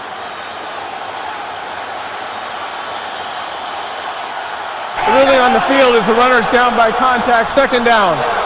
Oh, well, that took a while. Let's see here, Kevin. Let's take a look at it. Here's Le'Veon Bell. He's just trying to get out of the end zone there. You can see everyone's just clawing and still. Oh, that one's going to be close. I thought I saw that ball come out before the knee hit. And there goes the challenge. Yeah, there's Coach McCarthy says, "Yeah, we'll see about that." Lattimore and Hawk were the ones with the initial hits on Le'Veon Bell. Now remember, you need conclusive evidence to overturn the call on the field. It was ruled The runner was ruled down by contact before the Green ball Bay is came out. challenging the ruling on the field of the runner is down by contact. We'll review the play. Green Bay is going to challenge it. Hawk, Lattimore, and the ball is out and under review. After review, there is a reversal. The runner was not down by contact, and there was a clear recovery by the Green Bay player. It'll be first and goal for Green Bay at the 3-yard line. Please set the game clock to 6:26. Tramon Williams recovered the ball. Wow, it's a big one. Let's see, right there. See that ball right there, Kevin? And the knee's not down yet. And that's what they saw. That was enough evidence to overturn. It's the first turnover of the game. Hawk with the initial hit. Lattimore got him up high and jarred it free. And Le'Veon Bell fumbles right there. He's had a good game so far. He's going to have to pick his head up, come back out, and show the kind of resiliency we've seen from the Pittsburgh Steelers. Right now, he needs some help from his defense to bail him out. First fumble of the season for the rookie. Raji is in. Lacy. Oh, and a great defensive play coming through from the linebacker core, the rookie Vince Williams. Another tackle. It's a knockdown of 2 yards right there, and they push him back to about the 5. And Troy Polamalu, he has a good sense for these things coming over the top. And then watch 98, watch Williams. He's able to knife through. But with so much attention having to be paid to Troy Polamalu flying over the top, it allowed Williams to detach and get penetration for the tackle in the backfield. Lacy out. There are multiples you see at the receivers. Second and goal at the 5.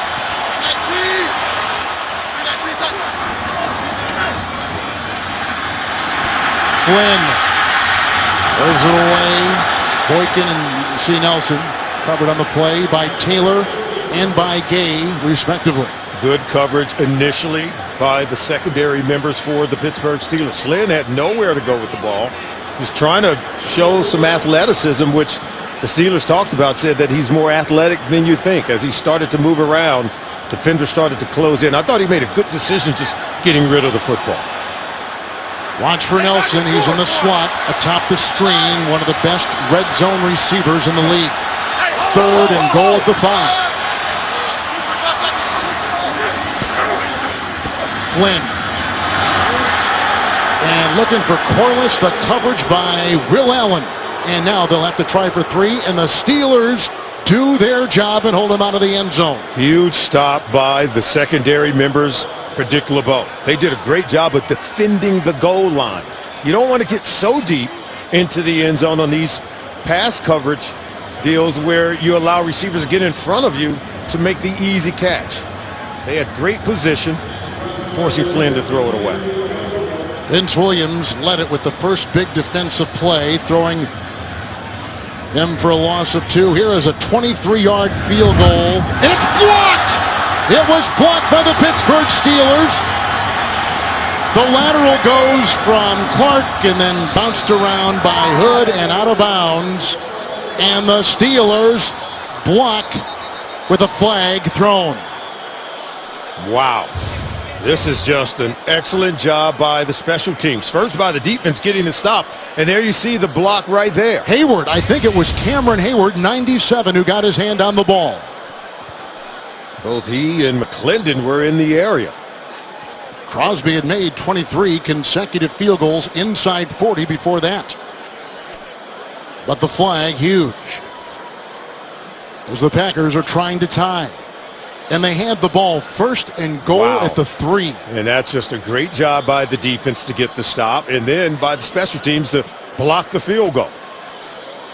That's the first, but again, we're seeing some terrific special teams engineered by Danny Smith, who's fake punt call and a long completion of 30 and more gum in there. That's right. Keep feeding it. Keep getting in there. Yeah, it's working for him, isn't it?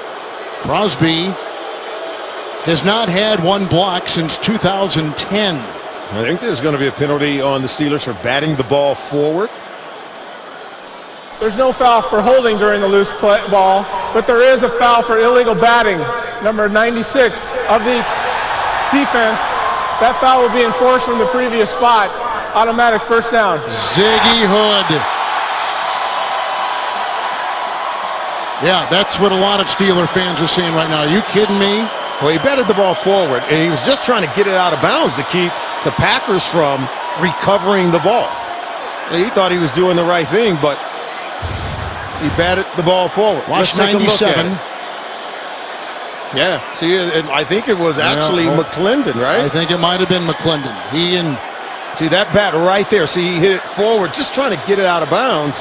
It was a smart thing to do, but that's an illegal bat of the ball by pushing it forward and down the field.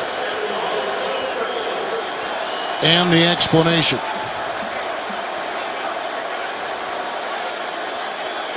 Which they're not going to like.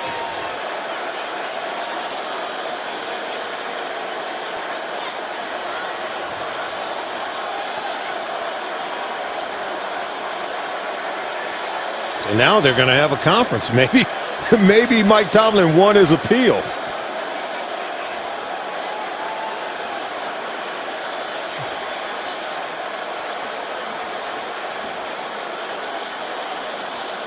The batting of a ball, as the rule book states, is an automatic first down.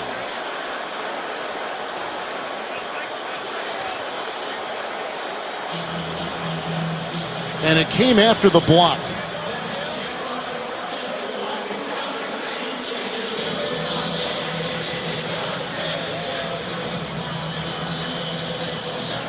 Tom Simmons. This is a long conversation.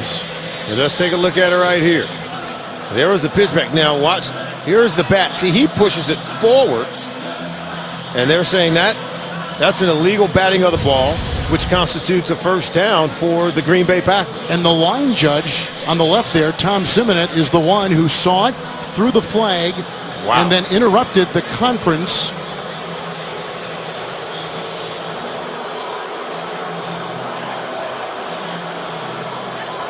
And they never really gained true possession of the football, Kevin. The Steelers did. I think there was one player who actually picked it up and then lateraled the ball Holding back. on the field is the ball was never possessed by Pittsburgh. That's why the enforcement of the penalty is during a loose ball. It's from the previous spot, half the distance.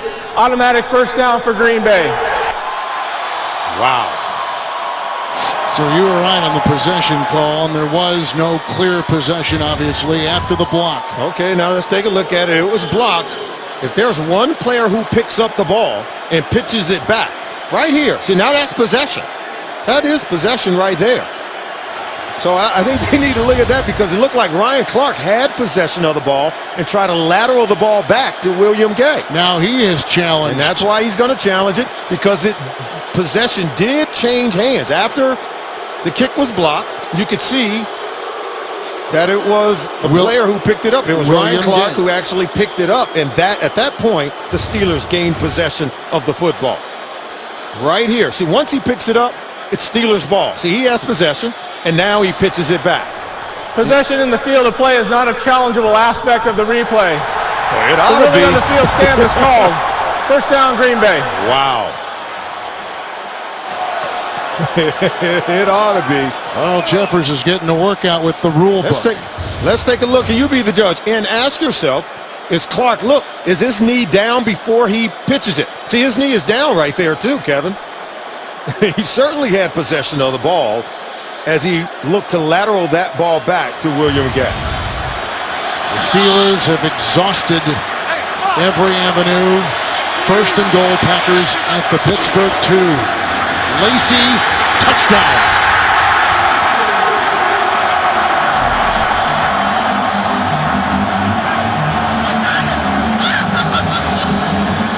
New life for the Green Bay Packers. They take advantage of it, regain possession of the ball, and what do? The smart thing, give it to your bell cow back, Eddie Lacy, to power it in for a touchdown. And that's exactly what happens here. Look at Josh sitting on the kick out. Lacy underneath for 6.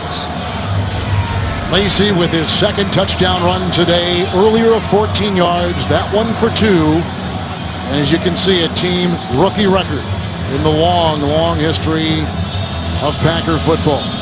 One might ask if falling in the draft really invigorated Eddie Lacy to get himself ready to do exactly what he's doing. Turn in the best rookie performance by a running back in Green Bay Packer history. Last year at Alabama, he had 17 touchdowns and over 1,300 yards on the ground. The extra point, Crosby, 21-17, Green Bay. Two teams fighting to stay alive in the playoff race. Lacey with his second rushing touchdown today. And just some housekeeping. It was McClendon, as Solomon said, who did get a hand on that kick by Crosby. We saw that the player's knee had gone down after Pittsburgh had blocked it and retrieved the ball. That was Clark. This is Felix Jones, who was tripped up on the play after a 24-yard return by reserve tight end Ryan Taylor. Let's take you to New York. Detroit knows a lot from riding, Boomer. Well, they've come out in the second half and played really well. Here goes Theo Riddick. He's going to go in from 2 yards out. Detroit's then going to go for 2. They convert that. They take a 7-point lead, 20-13. 9:33 left in regulation. Kevin and Solomon. Detroit Lions trying to keep their playoff hopes alive, Kevin, after that debacle on Monday night. Boy, they had a chance. Let opportunities slip right away with Cutler out in Chicago and Rodgers out in Green Bay. They were there, and they could not grab hold on to the... Oh, and hurdling is Bell into the secondary and finally stopped at the Green Bay 42. A 25-yard return. Looking like Ronaldo Nehemiah hurdling defenders and racing for 25. Kevin, you know I like running backs who stay on the ground, but this was just too pretty to pass up. Take a look at this. We told you that he needed to gain some of that resiliency, put the ball on the ground, got the stop for his defense, but he has come out renewed. And look at that, just an incredible play by the rookie running back. Right over Morgan, Burnett, and Bell again. Running into Wheaton, he's got over 100 yards today. It's the first time in a long time. It's a gain of 3 right there, and the rookie out of Michigan State claws his way for 3. And look at how many games it's been since this team has had a 100-yard rusher. 23 consecutive games. Are you kidding me? The Pittsburgh Steelers, a team that sort of defines the ability to run the ball with great toughness, and they go out and draft a big physical back like Le'Veon Bell, and he puts an end to that. With the Packers in the nickels, 2nd down and 7 for Roethlisberger. Bell, Ramon Foster trying to lead him away, as was Spaeth, and a gain of a yard is all they can get, and a couple guys fall on him, including Nick Perry.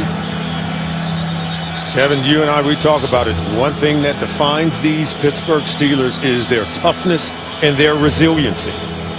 Green Bay Packers know that all too well.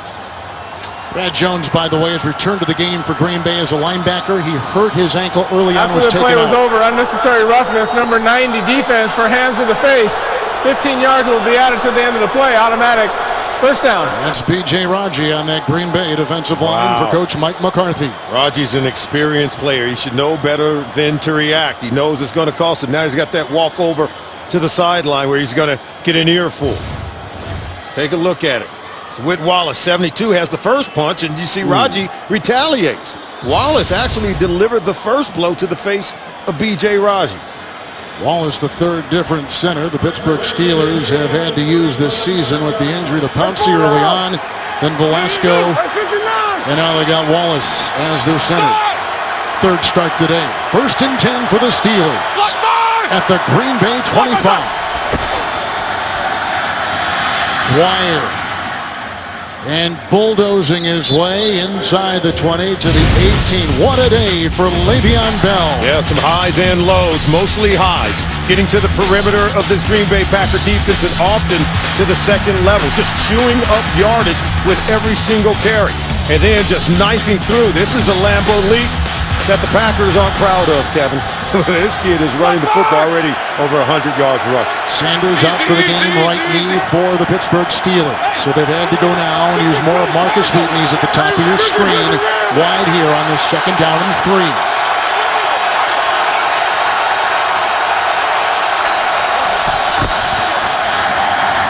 Underneath, Dwyer. And brought down by Malumba. It is a gain of 7 on the play for Jonathan Dwyer with his 7th reception of the season. Nifty little grab by Dwyer in space to dig that one up and get up off the ground and still create yards after the catch, creating first down. It's 1st and 10 from the 11. The 25-yard run by Bell sets him up.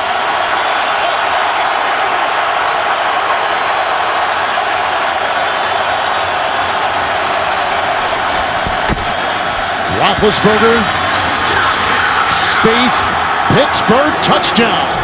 His first catch, and obviously the touchdown number 1 for the reserve and currently starting tight end Matt Spaeth, an 11-yard strike, and they were working on Sean Richardson. And Richardson does the opposite of what you're supposed to do. Too deep inside the end zone. And see, watch Spaeth here. He's going to get in front of him, Kevin, but you got to defend the goal line. You can't allow Spaeth at 6'7", 260 to get in front of you.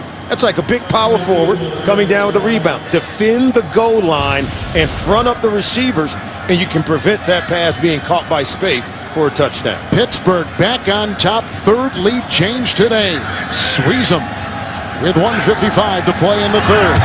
24-21. The Pittsburgh Steelers on his first catch of the season. A guy known more for his blocking. The tight end Spaeth grabs a key one in the end zone. Tomlin and the Steelers back on top. Dan Roethlisberger, the Steeler quarterback, has had his fingerprints all over this game for Pittsburgh today. He has thrown 2 touchdown passes. He himself with a 13-yard touchdown run. And Spaeth with his first catch, what happened to be a touchdown. He's wearing some gauze right there on top of that for it. It's been that kind of game in Green Bay today. The ensuing kickoff with the Steelers back on top. Micah Hyde from the goal line and on the move. And finally brought down, hit by Sweezum, the guy that kicked off for the Pittsburgh Steelers. It's a 40-yard kickoff return by Hyde tonight on 60 Minutes. There aren't even enough kids out of middle school yet to have what this guy is offering, being recruited to be Division I college quarterbacks. Meet the man developing the next Mannings. Only on 60 Minutes tonight. Only CBS. Evan, the Green Bay Packers in their last 2 games, they have outscored their opponents 46-10 in the second half. And Matt Flynn has been on fire in the second half of these ball games. You can see not today, at least not the second half. Only one of his last 8. Here he lines up with the 1st down and 10. Packers in good position. Oh, he was hitting. The ball was picked off. And there going is Cortez Allen to the house. What a play. A 40-yard interception return by Cortez Allen. And the Steelers have gone up by 9. One of the fundamentals of the zone blitz defense, pressure leads to picks. You get any kind of pressure on the quarterback as Flynn was releasing the ball. And it looked like he actually got hit by one of his own guys. And that ball came out like a wounded duck. Watch Corliss, 81. Watch this, right there. He thought it was a run play. He makes contact with Flynn, and then there's the ball selling up, and Cortez Allen makes a play on it and returns it for a touchdown. It's his 2nd interception of the season. Allen racing 40. Pittsburgh's 3rd defensive touchdown this season. All pick sixes. And now the Sweezum extra point with 1:37 to play in the 3rd and a 10-point Steeler lead. His first career touchdown. And what a big game to come in. So one bad break allows the Packers to get a score. This is a bad break for Green Bay, and the Pittsburgh Steelers turn it into a touchdown of their own. So we've seen both teams capitalize off bad breaks for the other team. And wow, this one is real tough. Self-inflicted by the Green Bay Packers as Corliss runs into his quarterback. Ball sails high. Allen picks it off and returns it for a touchdown. The Steelers have scored 14 points in the last 18 seconds.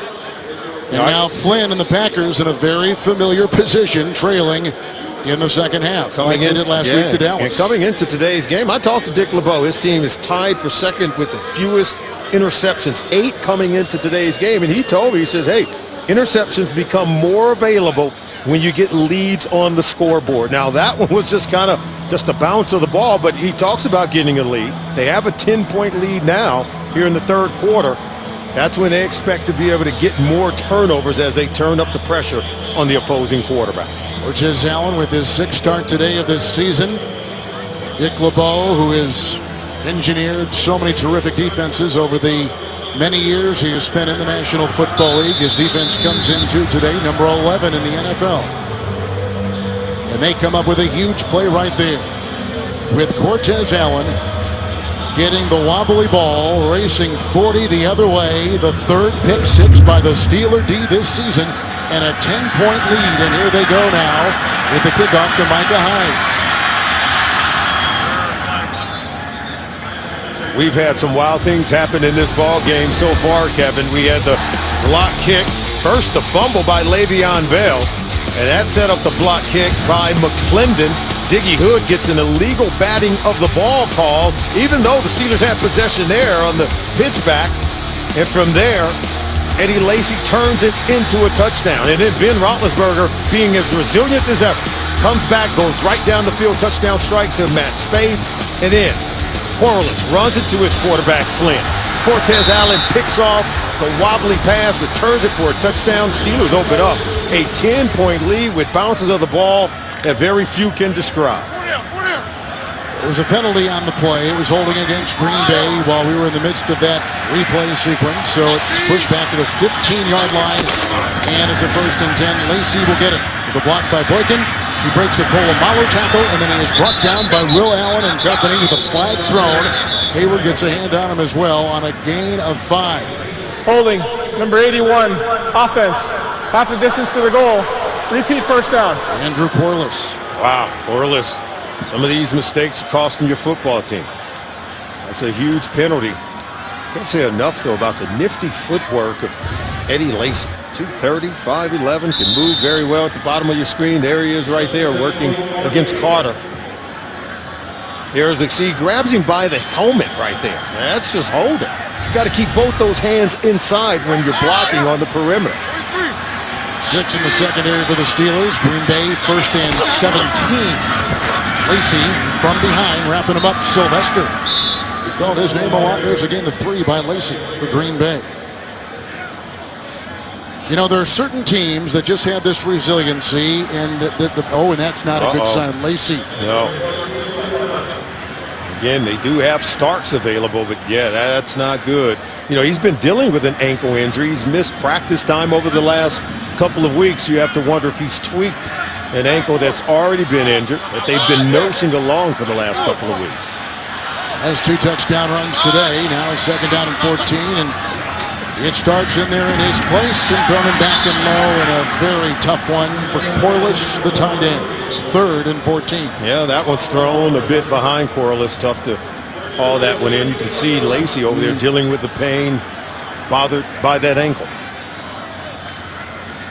But you talk about the resiliency of these Steelers. The Pittsburgh Steelers. And I even thought the Green Bay Packers found some last week in that come-from-behind win. But I think it's always been a motto of the Pittsburgh Steelers. The way they played last Sunday night against the Cincinnati Bengals, I just think they now have a renewed sense of energy for their football team. Boone was in, 3rd and 14. Flynn incomplete, looking for Boykin. Coverage on the play by Cortez Allen. 4th down, Green Bay is going to punt.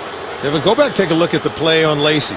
Take a look at his lower legs there. He got twisted around, and you have to wonder if someone fell on that ankle as he was being twisted and turned by Sylvester right there.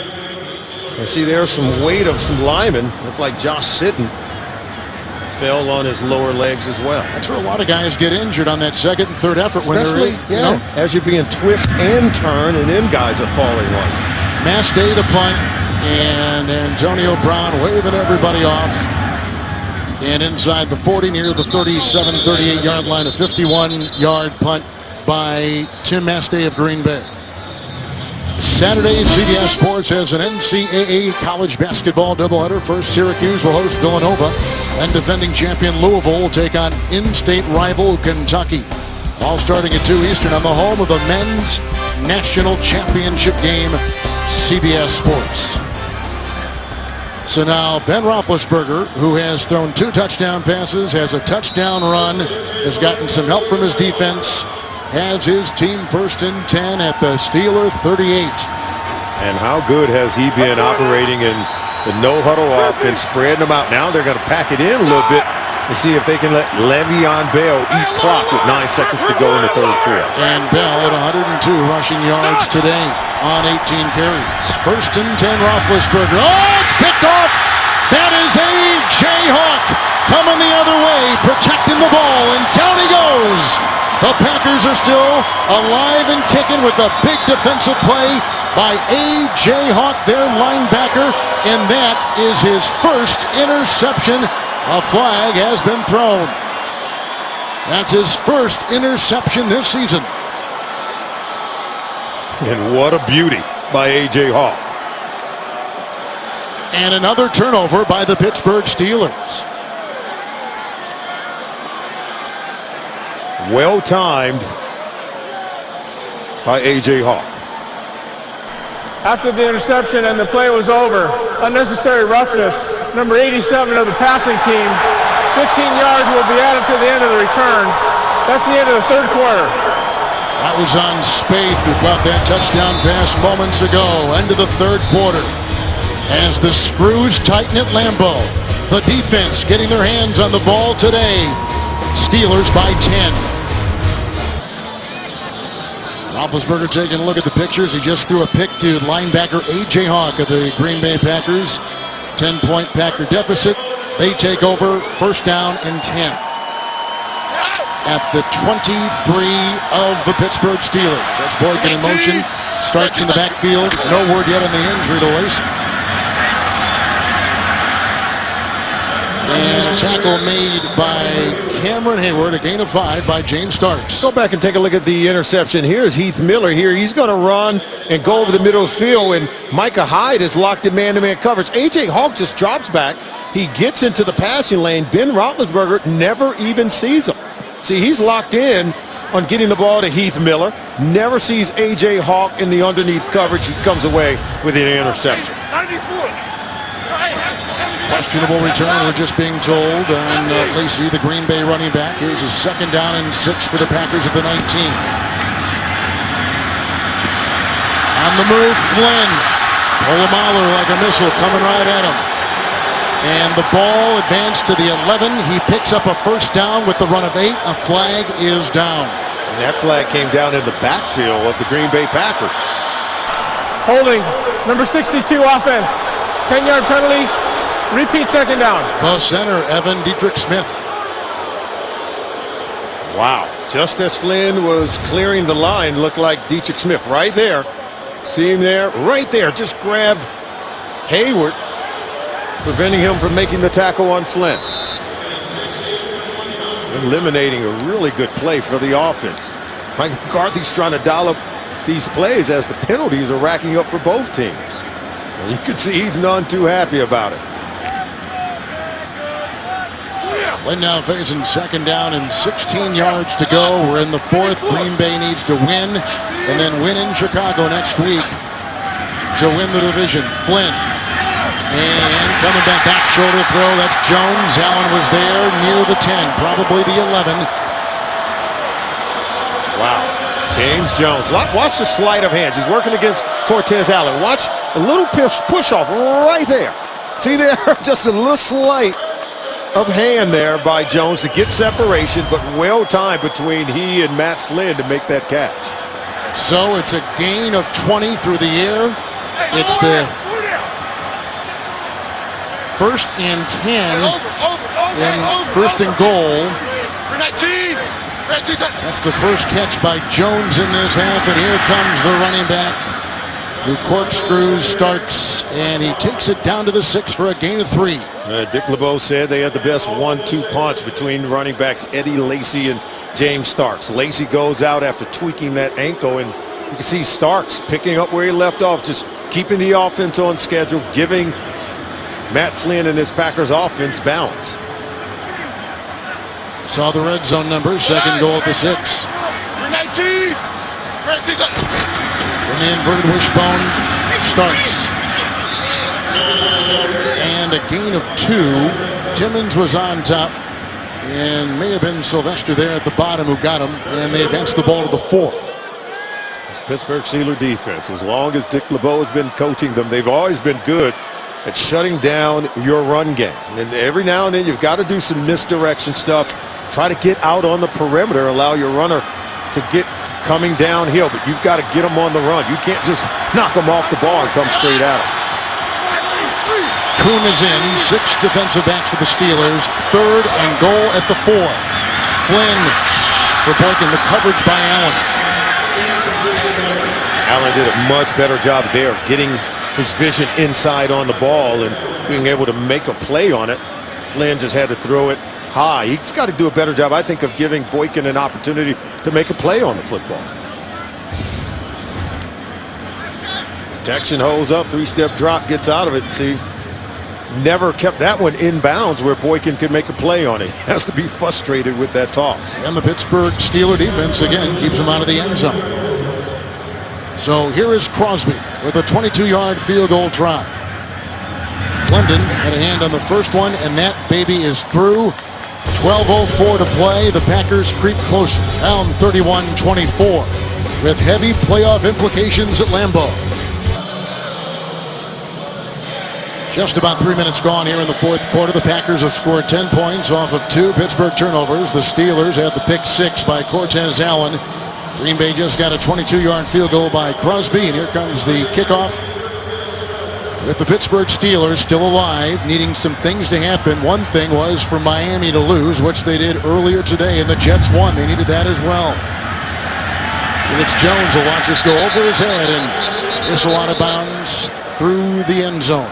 Touchback to the 20-yard line. The Steelers are still alive. Hard to believe after their 0-4 start of the season. Absolutely. Now they have to win both of their remaining games. And, of course, they need some help from Baltimore, Miami, San Diego. They got the help they wanted from the Jets. A lot of things have to fall in play, but more than anything, they've got to hold serve. They've got to win their last 2 games to be able to make it happen. I think it's just remarkable considering they lost their first 4 games of the season. Got off to a horrific start the first half of the year.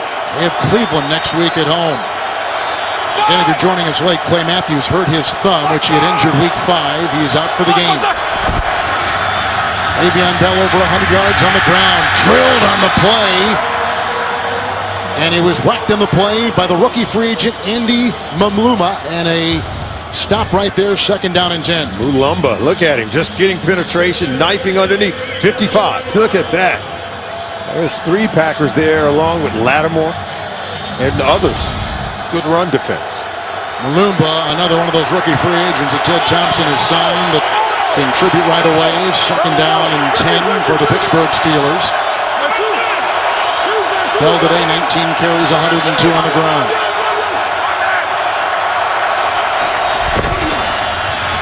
Le'Veon Bell, and he had Mulumba around his ankle and got another 2 or 3 yards and picks up 6 right there and takes the ball to the Pittsburgh 25. Now you can see how explosive he is, Kevin, and I think he runs with good patience for a young running back. He's still a rookie, of course, but many of these coaches, they say by the time you get to this point in the schedule of your rookie season, you're no longer a rookie.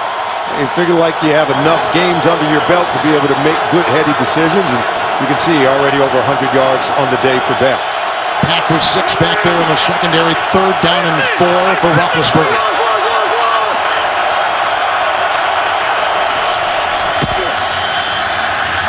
And off the fingertips, the coverage on the play. Hyde intended for Antonio Brown. It's 3 and out. The Pittsburgh Steelers have got to punt the ball. I like this Micah Hyde. There he is, 33. See how he comes underneath the coverage there, but gets right back into position to make a play on the ball. Now you can grab that jersey. Well, you can't hold that because you actually slowed him up. And you can see Antonio Brown saying, what is he doing? But Micah Hyde, to be such a young player, I think he plays like a veteran on the back end of this Green Bay Packers defense. And he's the #2 punt returner in the National Football League. With the punt here by McBriar, who threw a pass on a fake earlier, which set up a touchdown. And Hyde. And out of real estate. Sylvester. 6-yard return. 38-yard punt. They're trying to stay warm at Lambeau.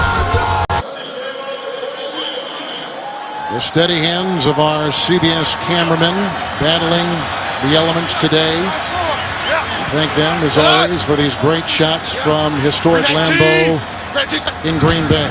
After the punt, 1st and 10, starts. Blocked by Dietrich Smith. Tackle made by Hayward. He swerves his way up to the 48 of the Packers and a gain of 6. I don't think Lacy's coming back. He's had a couple players walk over to him. He doesn't look like it. In fact, he's gaining some snow on those dreads. Yeah, and he's been shaking his head as if telling players, the heart is willing, but sometimes the body isn't able. Ankle injury. He's had 2 touchdowns today, a 14-yard run by Lacy, a 2-yard touchdown run. It's 2nd down and 4 for the Packers. Now this means James Starks. Sylvester had a hand on him, and Polamalu brings him down, but he gets the 1st down. Carving his way for 5 down to the 47-yard line of the Pittsburgh Steelers. Yeah, Eddie Lacy did leave his imprint on this football game.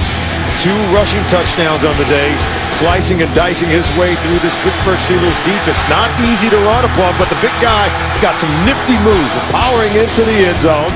It's his first 2-touchdown single game performance of the season. 100 rushing yards and setting a new rookie record for the season, breaking John Brockington's record that he set back in 1971. Just got the 1st down. He'll offer a block and now go on in a route. And here comes Flynn, and he's got Jordy Nelson. From behind, William Gay ushers him out of bounds. The catch and run to the 16 of the Steelers. A 21-yard pickup. Watch Gay come all the way clear across the field, running away from William Gay. That's where Flynn finds him on the run. Nelson's been working all day to try to get open. Finally, he's able to get one and create yards after the catch, something that he does very commonly. Leads the team in receiving. 1st down and 10. Starks. It's back against the grain. Falling him right there. Al Woods. It's a gain of 6. Starks was the kid you remember a couple years ago. He's out of Buffalo, and he's had a history of injuries, and that really has slowed his progress. But in that Super Bowl season, when the Packers met the Pittsburgh Steelers, he was huge down the stretch in the playoffs and into Dallas. Absolutely. In that Super Bowl. Helped them have that postseason run. Remember, they entered the playoffs as a wild card team. And they said that this year sort of reminds them of that 2010 season. They have a running game this year, and Starks provided it during that Super Bowl run in 2010. That's right. They won in Philly, they won in Atlanta, and they won in Chicago in the NFC Championship. 2nd down and 4. Starks knifing free and down to the 2. Big run by Starks, who has a 132-yard game week 2 against Washington in his pocket this year. He works his way for 9. It's Green Bay 1st and goal. Dick LeBeau told his defense this is the best 1-2 punch in the NFL. Eddie Lacy, and you see now James Starks knifing his way, punishing defensive backs at the 2nd level. Starks nearly 50 yards rushing so far on 9 carries. So he's being very impressive as Eddie Lacy looks on. 1st and goal at the 1. Kuhn is the lead back. He gets a touchdown. John Kuhn, his first rushing touchdown this season with his first leap of the year into the welcoming party, and the Packers an extra point away from tying the game. If you don't think Mike McCarthy is one of the best play callers in the NFL, well, you're just not paying attention. I just love the way they sliced and diced their way on this possession. Look, they just handed underneath to Kuhn when all the defense expected James Starks to get the ball coming off tackle on the left side of their offensive line. Kuhn sneaks in through the back door. Great play calling, good sequencing by Mike McCarthy. Packers have had 2 come from behind wins this season in the 4th, including last week in Dallas to tie Crosby at 31. What a game. With the playoffs on the line, 2 historic franchises tied at 31. John Kuhn, who's a legend here in the Green Bay area, 8 years in the NFL, played at Shippensburg. He was waived by Pittsburgh back in 07, works his way to Green Bay. He's been a Pro Bowler, and he's playing a position that you don't hear about a lot in the NFL anymore, fullback. Yeah, but the good coaches know how to use a good fullback who can do everything, run, block, and catch it. Felix Jones has trouble catching it right there on the kickoff in a slip. Jarrett Bush saw that he was down, an 11-yard return. The Packers have scored 10 unanswered 4th quarter points, and we are tied at 31. Next Sunday, the NFL on CBS and the playoff push are on the same page. Doubleheader style, all games are subject to change due to flexible scheduling. Check local listings beginning with JB, Dan, Coach Cower, Shannon, and Boomer on the NFL Today, presented by Southwest Airlines. So the last 2 possessions for the Steelers, A.J. Hawk picked off Roethlisberger, 3 and out. And here comes Ben, tied at 31. Bell in the backfield from his 11.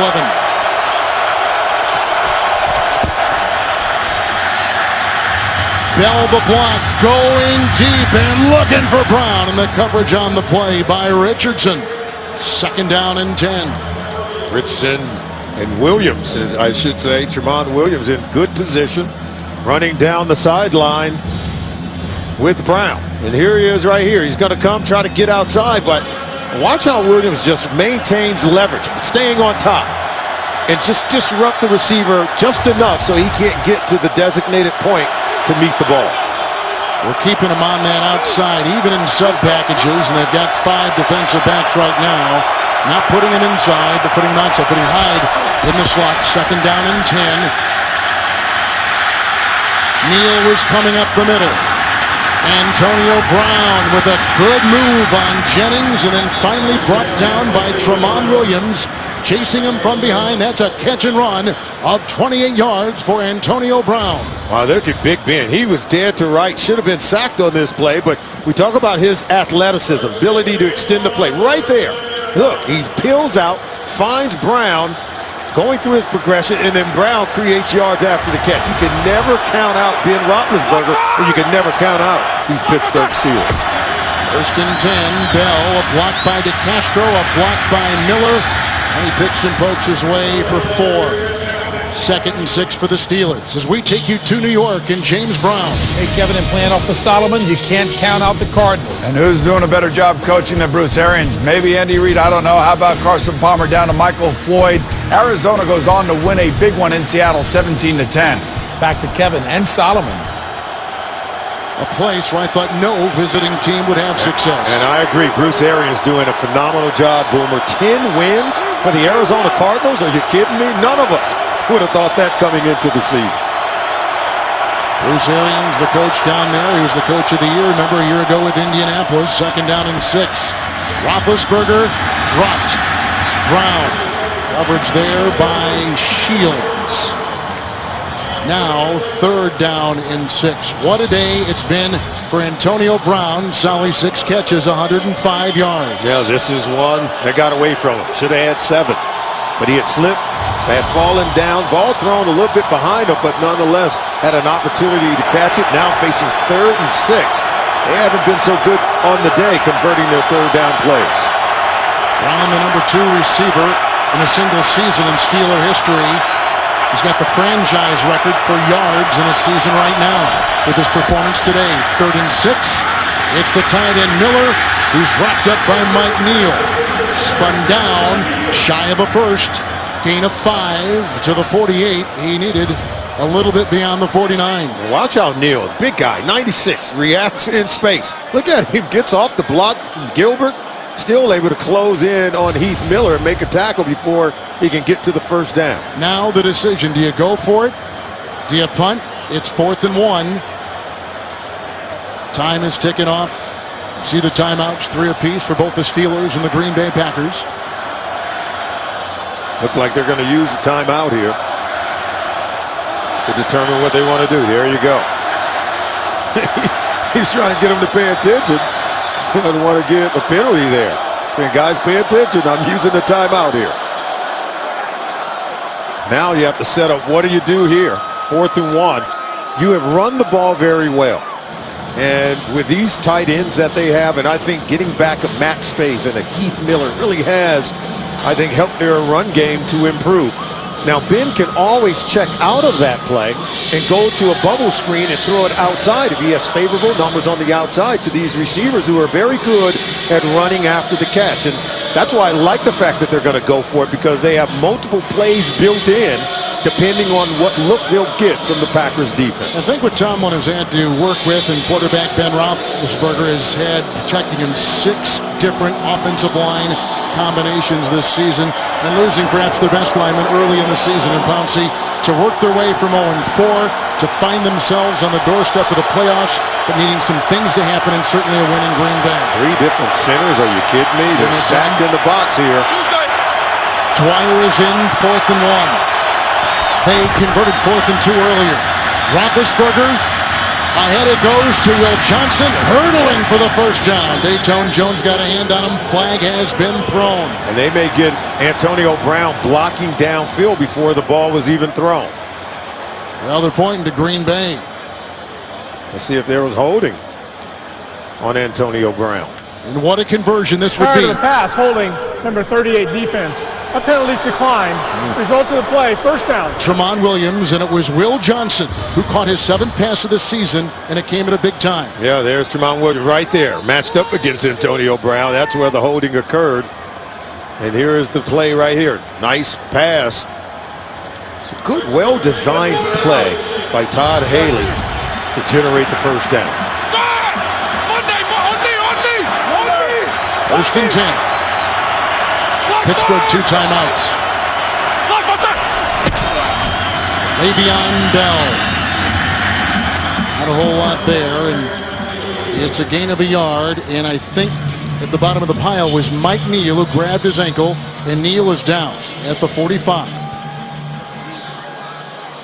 Yes, he is. And we already showed you him making some really good plays on this possession by the Steelers. With an injury timeout, we step aside. Green Bay defensive lineman who was down, Mike Neal, walked off under his own power. Pittsburgh Steelers took over on their own 11. 7:14 left. Upcoming is the 8th play of the drive. 2nd down and 9. They have converted a 4th and 1 on this drive near midfield. Packers in the 4th quarter scored 10 unanswered to come back in time. Play clock at 6.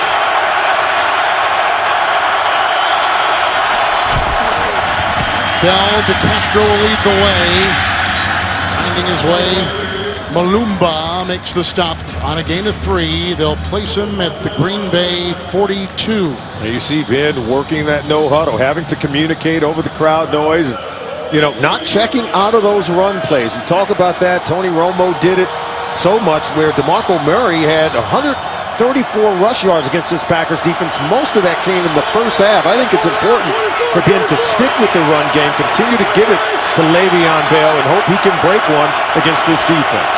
Dayton Jones has come in, the number 1 pick by Green Bay on the defensive line. 3rd and a short 6.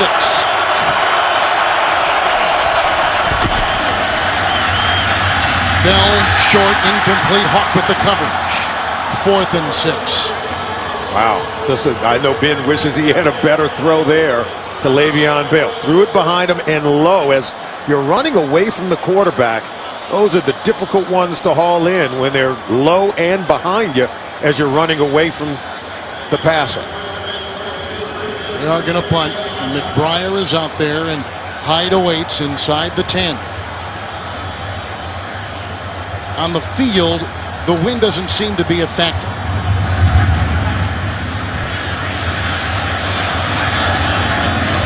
Great English.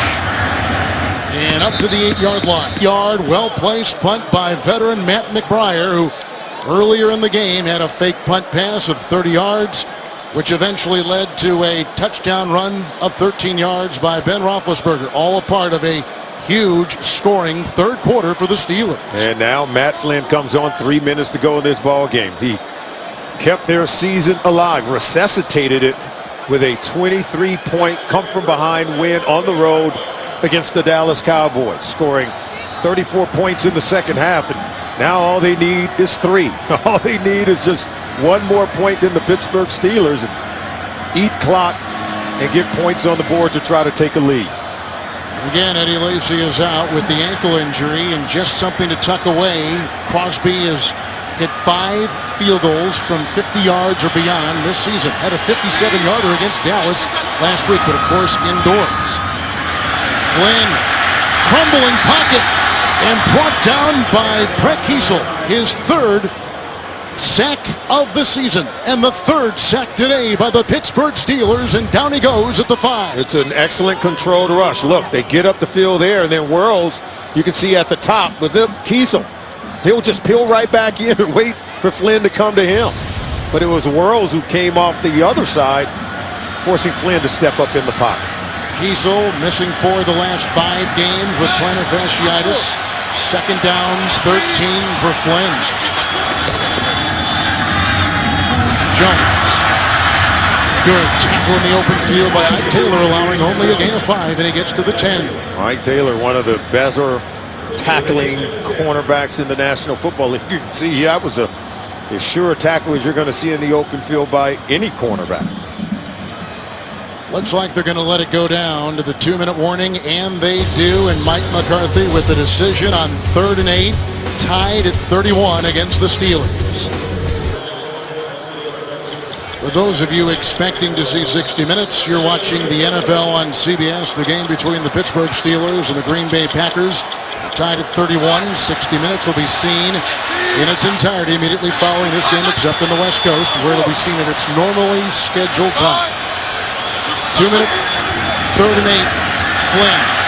He got away from 1. And he's getting a blind. He fumbled the ball, and Kiesel may have vacuumed it in.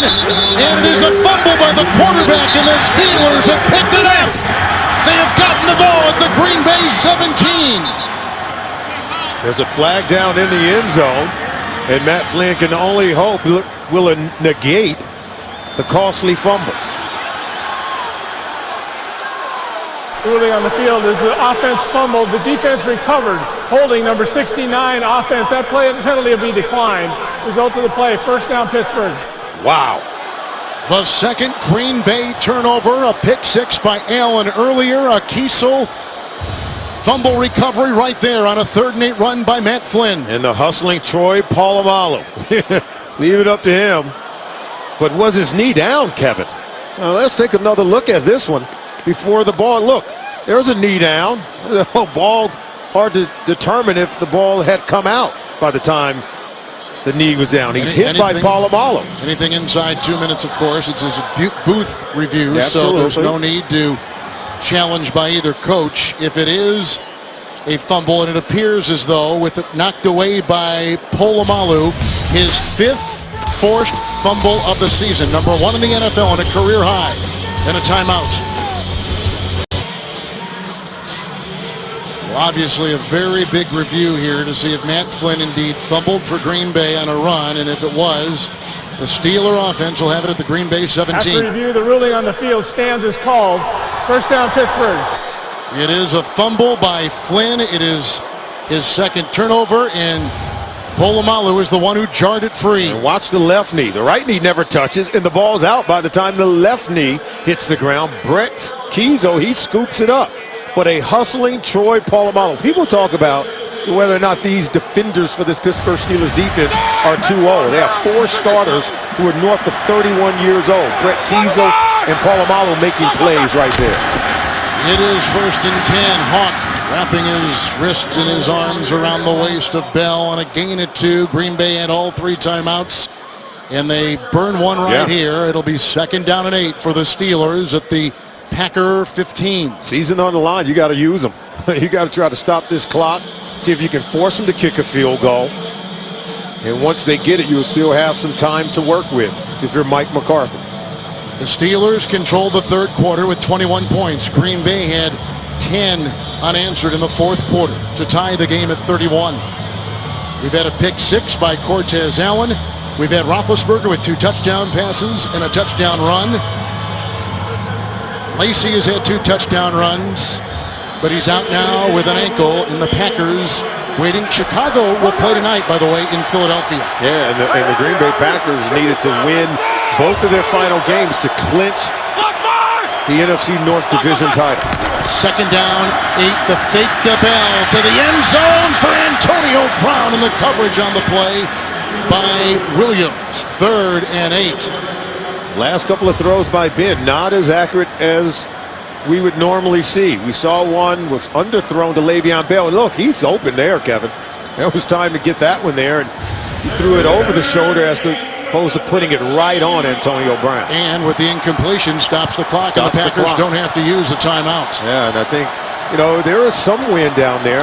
You have to wonder if that's getting to Ben's throws as we take a look at Matt Flynn. But, Ben is normally much more accurate than the last 2 throws we've seen from him.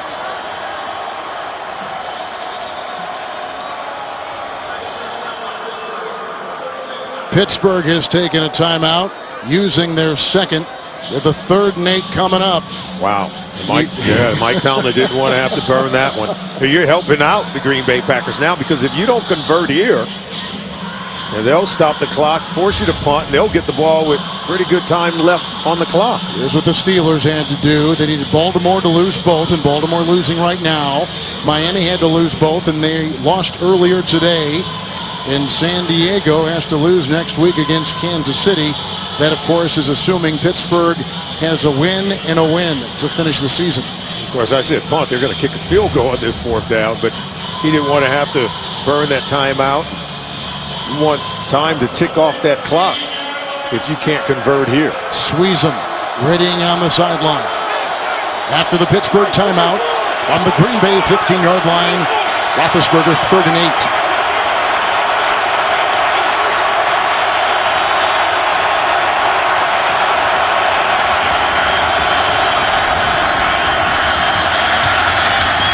Acrobatic catch is made by Bell, and on the play was Williams on a gain of 5, shy of the 1st down, but to the 10.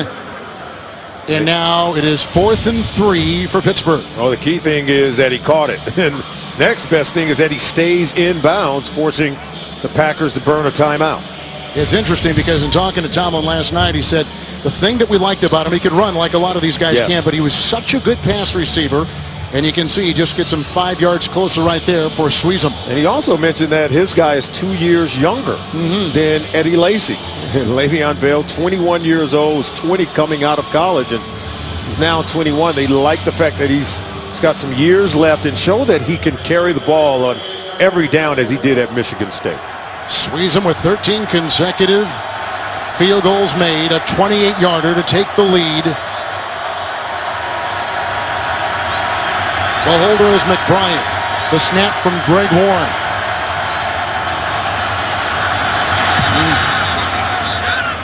Flag is thrown, as you saw. Movement off the right side looked like it was 4th and 3 now. No, this is a huge play. Looked like the Packers jumped. It was inside the neutral zone. Huge call. It was 4th and 3. 53 defense. 5-yard penalty. My goodness. That yardage is enough for a 1st down. Nick Perry is the one that jumps.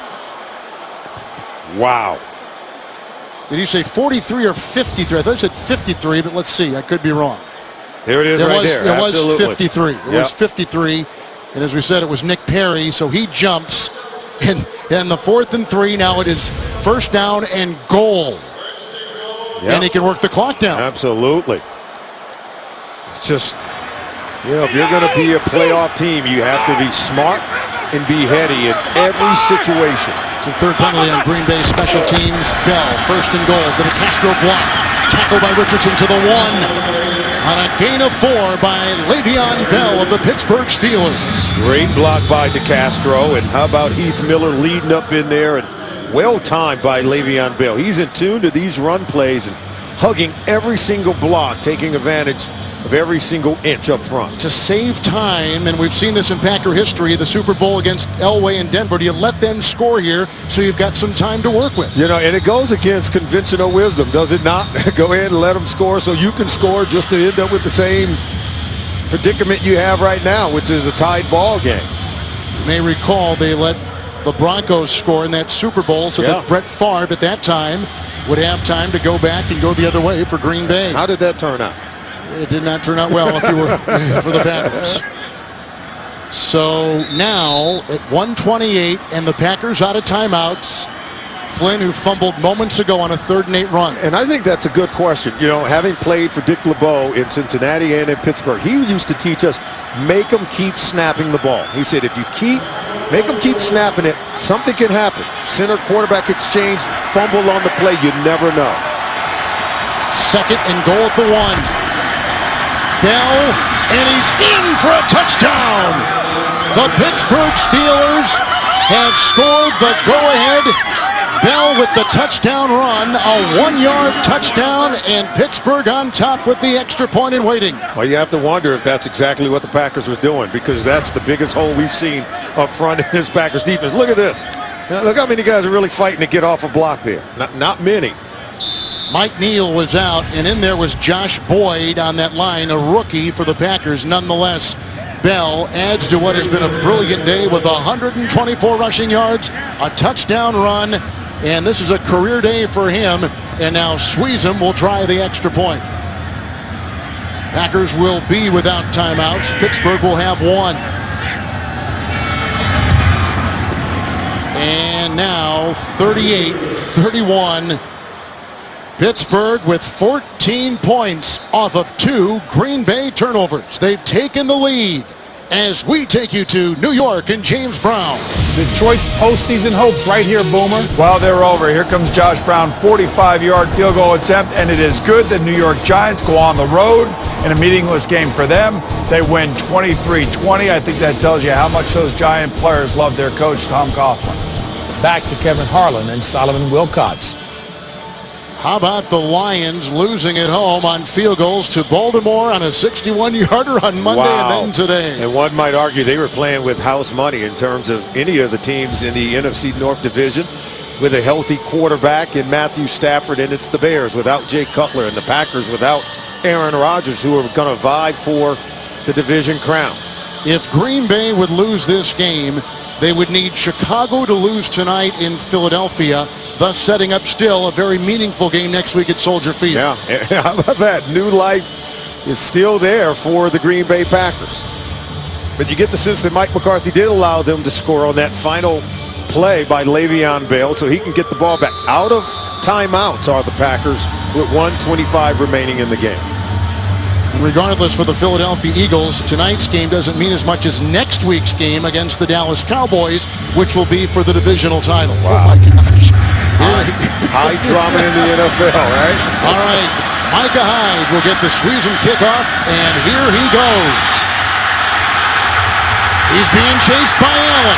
He's being chased by Thomas, the rookie from Iowa. Micah Hyde takes it all the way to the 30-yard line of the Pittsburgh Steelers with 1:14 to go. No timeouts for Green Bay. No yellow on the field. It is a 71-yard kickoff return, the long for the Packers this season.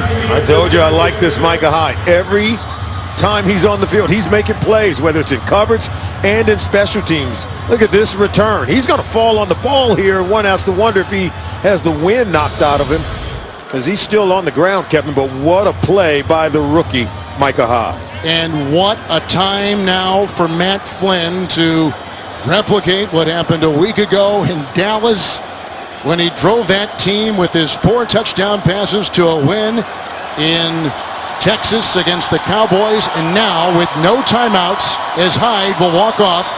And Aaron Rodgers, who Flynn has told you that he's like an older brother, and he's been so helpful in guiding him. He talked about Aaron Rodgers saying he's my big brother in the NFL. He served as the backup to Aaron Rodgers when he first became the starter in 2008. And Aaron Rodgers has been very helpful with Matt Flynn since he returned. And Flynn said the part with his offense that he struggled with the most, Kevin, was the running game.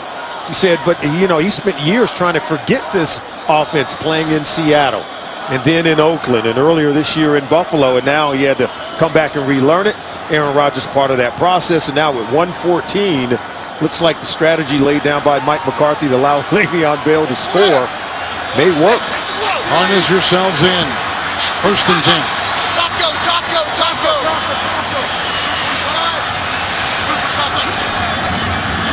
Flynn, Nelson, a Corliss block and a Boykin block.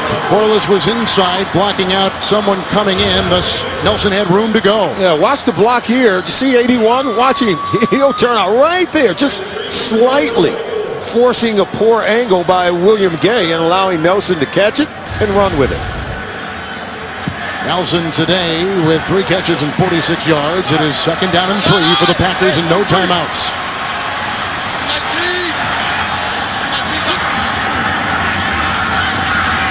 And that is caught by Corliss.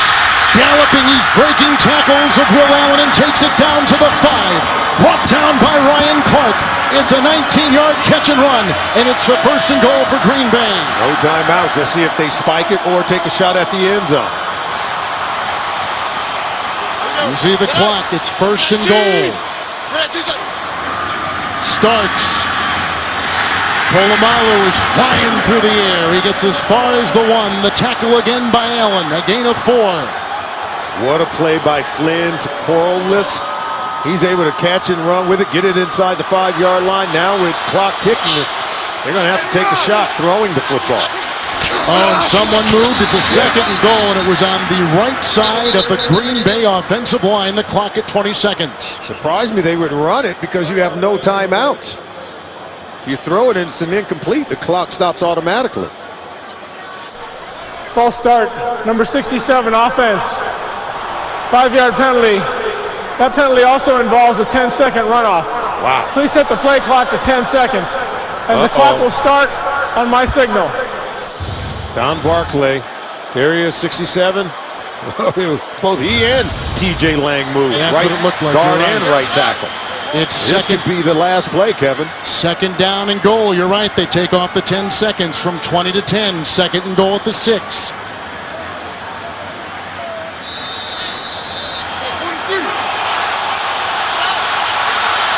Clock is running. Here it goes. Last play. Flynn. Oh, and it's incomplete. The defense by Taylor. They were going for Boykin. And the Pittsburgh Steelers have won. Yes, Pittsburgh, there is a Santa Claus, and he has just gift wrapped a beauty in Green Bay for you, and you are still alive. The Packers as well, still alive, but they need Chicago to lose tonight. And the penalty was costly because now watch Nelson here. I think he had Jordy Nelson open there, and it looked like he could have, back of the end zone right now. There was a window in the back of that end zone to get the ball over to Jordy Nelson. The decision by Flynn was to go to Boykin on the outside. See, clock was rolling here, and he's got to go ahead and roll that play. Wow. What a sensational game in Green Bay today. The veteran, Ike Taylor, with the coverage. Flynn's fumble sets up the touchdown run. McBriar, the punter, on a fake punt earlier in the game. Another huge play, a 30-yard completion. What a game. And the Packers, with the loss, will drop to 7-1. The Pittsburgh Steelers will go to 7-8. They have now won 5 of their last 7. The Steelers have won 5 of their last 7 after beginning 0-4. A beauty in Wisconsin. Tonight on CBS, 60 Minutes, then The Amazing Race, The Good Wife, and Elementary. For Solomon Wilcots, Kevin Harlan, so long from Lambeau Field. Happy holidays, everyone. You've been watching the NFL on CBS.